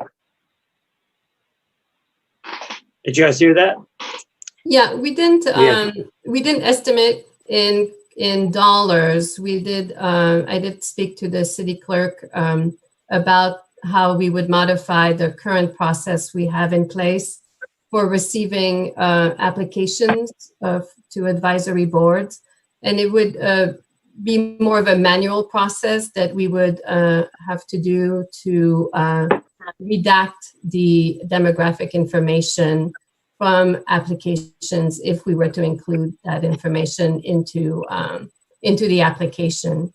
So it would be a redaction process before the application is sent to council. And then we'd have to also consult with our city attorney on, on how to keep that information confidential through the process, and then revisit those applications once the board members have been appointed, and basically review those applications and create the data that would be posted on the website. So you're not going to tell us what their answer is? That's going to be redacted when we see the applications? Mm-hmm. Yes, the demographic information has to be redacted before it is provided to the city council because it is confidential information. Maybe the city attorney can provide a little bit more clarity. Yeah, I think we were trying. I had my labor partner review this originally, and her recommendation was to match the EE04 report as much as possible. And so the EE04 report again only tracks the gender and race and ethnicity information, and only tracks it for actual employees, not for applicants. And so, if the council wants to do this, it was to track that as much as possible to avoid privacy issues. So it would really be tracking those specific categories, and then for members of the commission as opposed to just applicants. And it may not obviously be what SEJC is looking for, but that's what we're legally recommending. If it helps, so we can report it in aggregate. We can't report on individuals, correct? It definitely would be reported in aggregate, but then the recommendation is for actual commission members as opposed to just applicants, similar to employees and how those are reported. Right. Okay, I have Councilmember Barnes' hand up again, or no, Councilmember Moss? Okay. Councilmember Moss, did you have your hand up? No, okay, that must have been for the previous. Other council members with questions? I have one. Is how we're already doing this for EO4, I believe it is. So don't we already have a process? How would it be different? The EO4 report is for the city's workforce. And we cannot apply the same, we cannot use the same system, which is an internal system to the city that specifically relates to the workforce and the city budget, and we cannot use that same process for applications. Are you saying you have the software that can do this for you? Is that what you're saying? Well, what it is basically, based on my conversation with the HR director, the demographic information that comes through the application of potential applicants to job postings is separated by the system that we use to recruit, and that information is only made available to staff once the employee has been hired, and at that point, that information is put into our system to create that data set for the EEO report. Okay. Is there? I'm sorry. Excuse me. So there is already a manual step then to the EEO4. Once the applicant becomes the employee, there's the manual step of collating that information. Okay. Yeah, yes, into our HR module of the system that we have. Mm-hmm. Okay, so we already have that as a manual step, and what I understand is that, and it's already a manual step that Eileen, I believe, forwards on the application. So rather than just forwarding them on, she'd have to forward them on and maybe remove a couple of lines that have that demographic information as well. Okay, I think that answers my questions. Anyone else with a question before we see if we have any public comment on this item? Yes, Vice Mayor. No, it's fine. I was just going to mention public comment. Sorry. Oh, okay, very good. Okay, so if there's no other questions at the moment, members of the public who wish to comment, please raise your hand, and City Clerk, please let the folks in.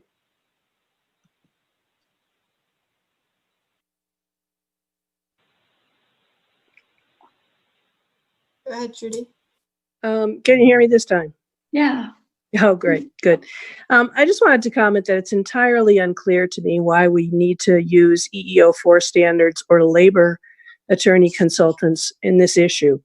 What we're trying to do in the Social and Economic Justice Commission, and I believe that we're trying to do as a council and a commission, is broaden the diversity and the inclusion in our community. So the EEO4 standards, as some of you may recall, date back to the civil rights era of the 60s and 70s, and we've gone way beyond that. I think it is appropriate for us to gather data. I think it's appropriate for it to be anonymized, and so the confidentiality is preserved. But I don't see why we need to look back to standards which are very dated and don't really serve the current goals of the council or the community. Thank you. Thank you. Next speaker, please. Corey, go ahead. Hi, Corey Dusty, non-binary constituent. I absolutely agree with Judy Kerr. I have done a lot of advising people on how to make survey questions more inclusive around gender, trans identities, non-binary identities, intersex folks. And it's tricky, and it's really tricky with the EEOC.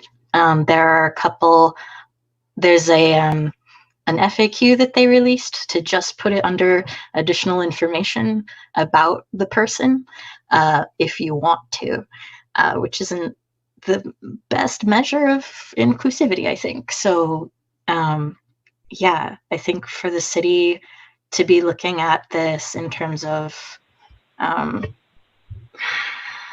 beyond EEOC dated categories is a really good idea.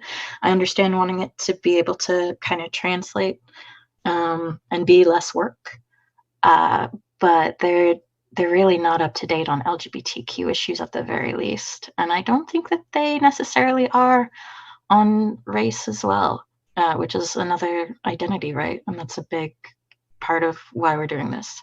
So I support the resolution, but I do question the use of EEOC categories. Thank you.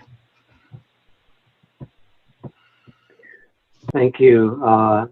Seeing no further public comment, I'll bring it back to the council for remarks, comments. And looks like Vice Mayor, you won. Well, after hearing the last two speakers, I'm wondering if it would make sense to send it back to SEJC to give us a recommendation of what should be included. I mean, I don't think we can do that right now at this meeting. It doesn't seem very practical. But I think that might be a way to have us understand exactly what we're looking at and go from there. Let me understand what you're saying. You're asking for specifics from SEJC about which pieces of demographic information we should ask for? Yeah, that's what I'm thinking, and maybe they could give us some guidance on that. Otherwise, we have gender and race, and as has been pointed out, those aren't the most, that's not totally inclusive, so maybe we should look at what is really needed. Yeah, let me follow up on that and ask, what are the categories under gender for EEO? Does anyone know? Or the answers, rather, for gender? I don't have the report in front of me, but perhaps I can pull it quickly. If it's anything like the census, it was simply male or female, I think. That they didn't go beyond that. In which case, that is pretty inadequate. So based on the, let's see. Yeah, it's basically based on the data that I see on the website currently posted, it's male, female. Yeah. Mm-hmm. I personally think we need to, that's inappropriate and insufficient in this day and age. And Councilmember Barnes has his hand up.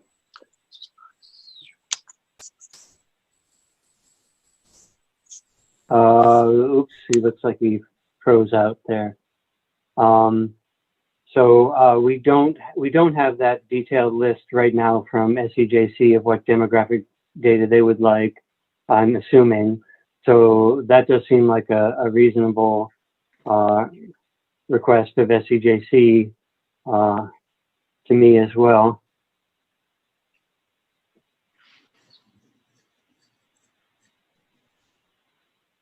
And Councilmember Barnes, go ahead anytime if you had something to say. Yeah, I just want to clarify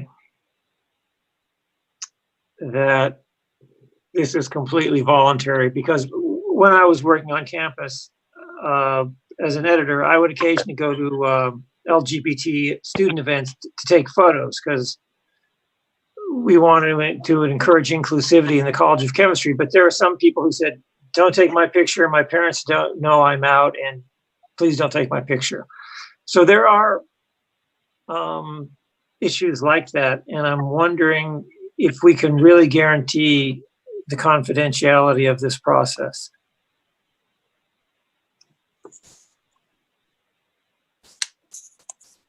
Oh, I don't know if staff wants to speak to that, but decline to state, I think, is always, this data is never required for EEO, and I've always seen it never required anywhere else, and decline to state always being an option. That's been my experience. As for the process, if it is the desire of the council that we move forward, we would come up with a process that would guarantee confidentiality so that personal information is separate from demographic information. You can't guarantee it. I would make the option not decline to state, but feel free to leave blank if you prefer. Just totally, this is just a totally optional thing if people want to, make their identity. Of course. Yeah, it would all be voluntary. So, even if we put the information out there, the questions out there, people would be able to decline or not choose not to answer those questions.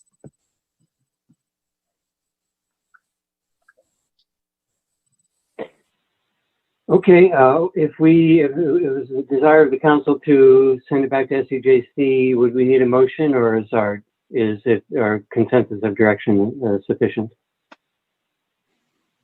A motion's preferred, just for clarity's sake. Okay. Vice Mayor, would you like to? Sure, I'll move that we send this request back to SEJC for guidance on the categories to be selected.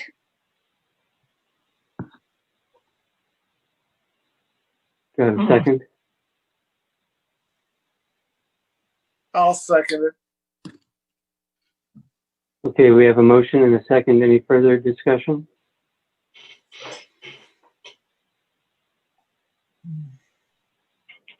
If not, let's do a roll call vote, please. Councilmember Barnes, Yes.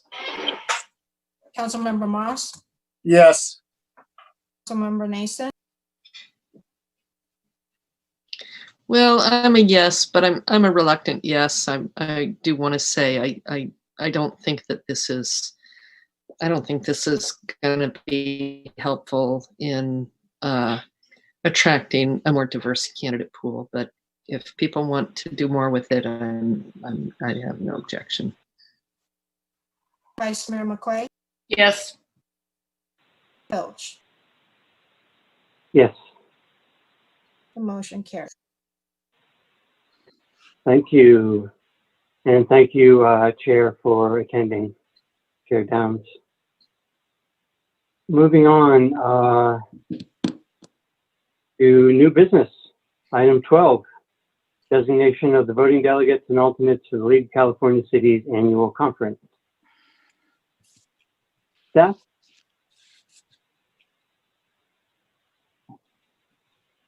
I think this is pretty pro forma. I think we do this every year. We could simply, I believe Vice Mayor is still our rep for League of Cities. Is that right? That is correct. And, we've all been notified that the conference will be virtual this year. I do plan to attend.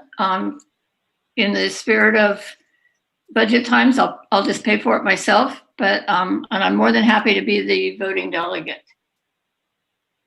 Okay. And I would be very happy to be alternate. I believe we can select up to 2 alternates, though. Is that correct? Anyone know? I believe that's the case. Yes, that's correct. The one thing that I like to add is because of the pandemic this year, the procedure is set assuming that the conference will be held in person in Long Beach. So if for whatever reason. They've already said no. Oh, they already said no? Okay. Yeah. Oh, okay. You want some more food? Or else? No, you serving dinner now? They'll send out new procedures. But yeah, 2 alternates. Okay. Okay. Does anyone want to be a I'd love to be an alternate. Does anyone want to be a second alternate? Do we need it? If not, does someone want to get a real good close-up of a hand there?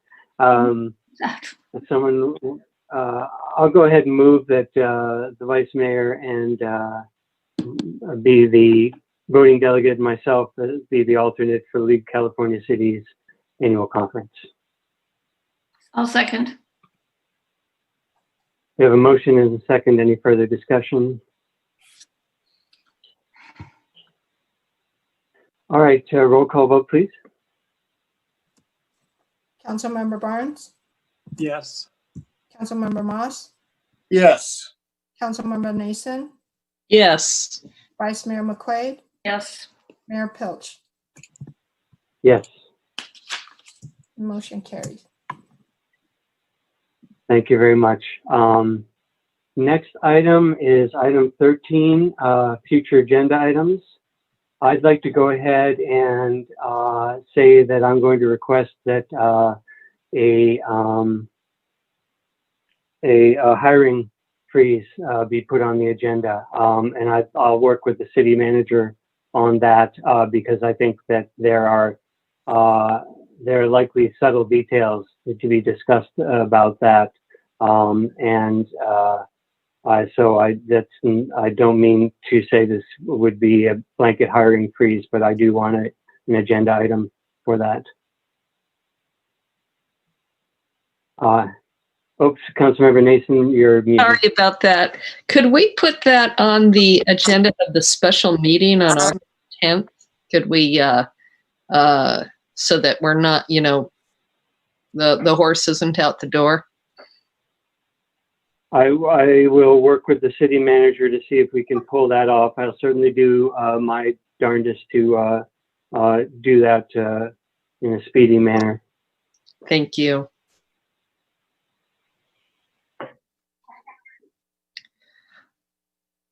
And any other future agenda items? Sorry.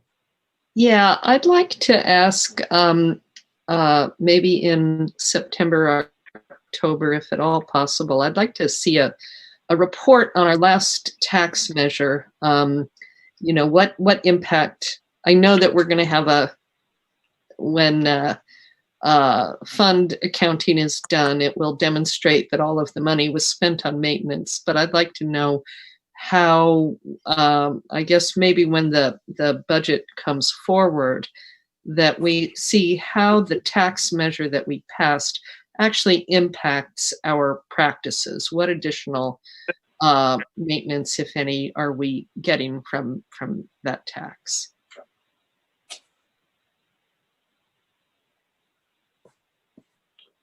Okay, that sounds like a request for augmentation of the upcoming budget items, of the upcoming budget discussion. Okay. And any other future agenda items?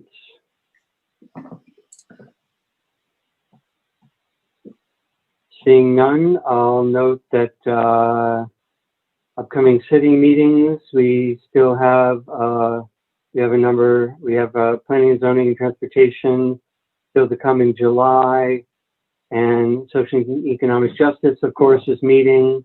And then it looks like the vice mayor and I will be working out meetings for the committee to discuss whatever it was. Sorry, I don't want to try to remember the language correctly. And other meetings as noted on the agenda.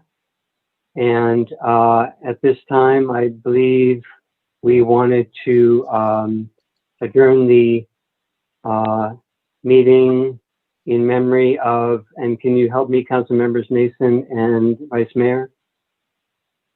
It is C.T. Vivian and Congressman John Lewis. And I believe Councilmember Nason also wanted to include those that are incarcerated and have passed away from the COVID.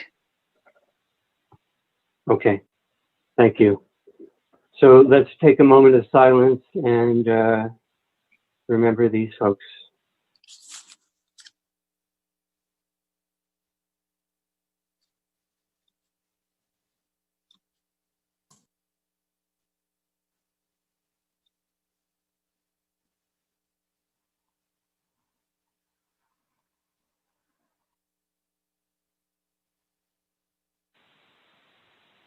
Thank you all. Meeting is adjourned. Good night. Good night.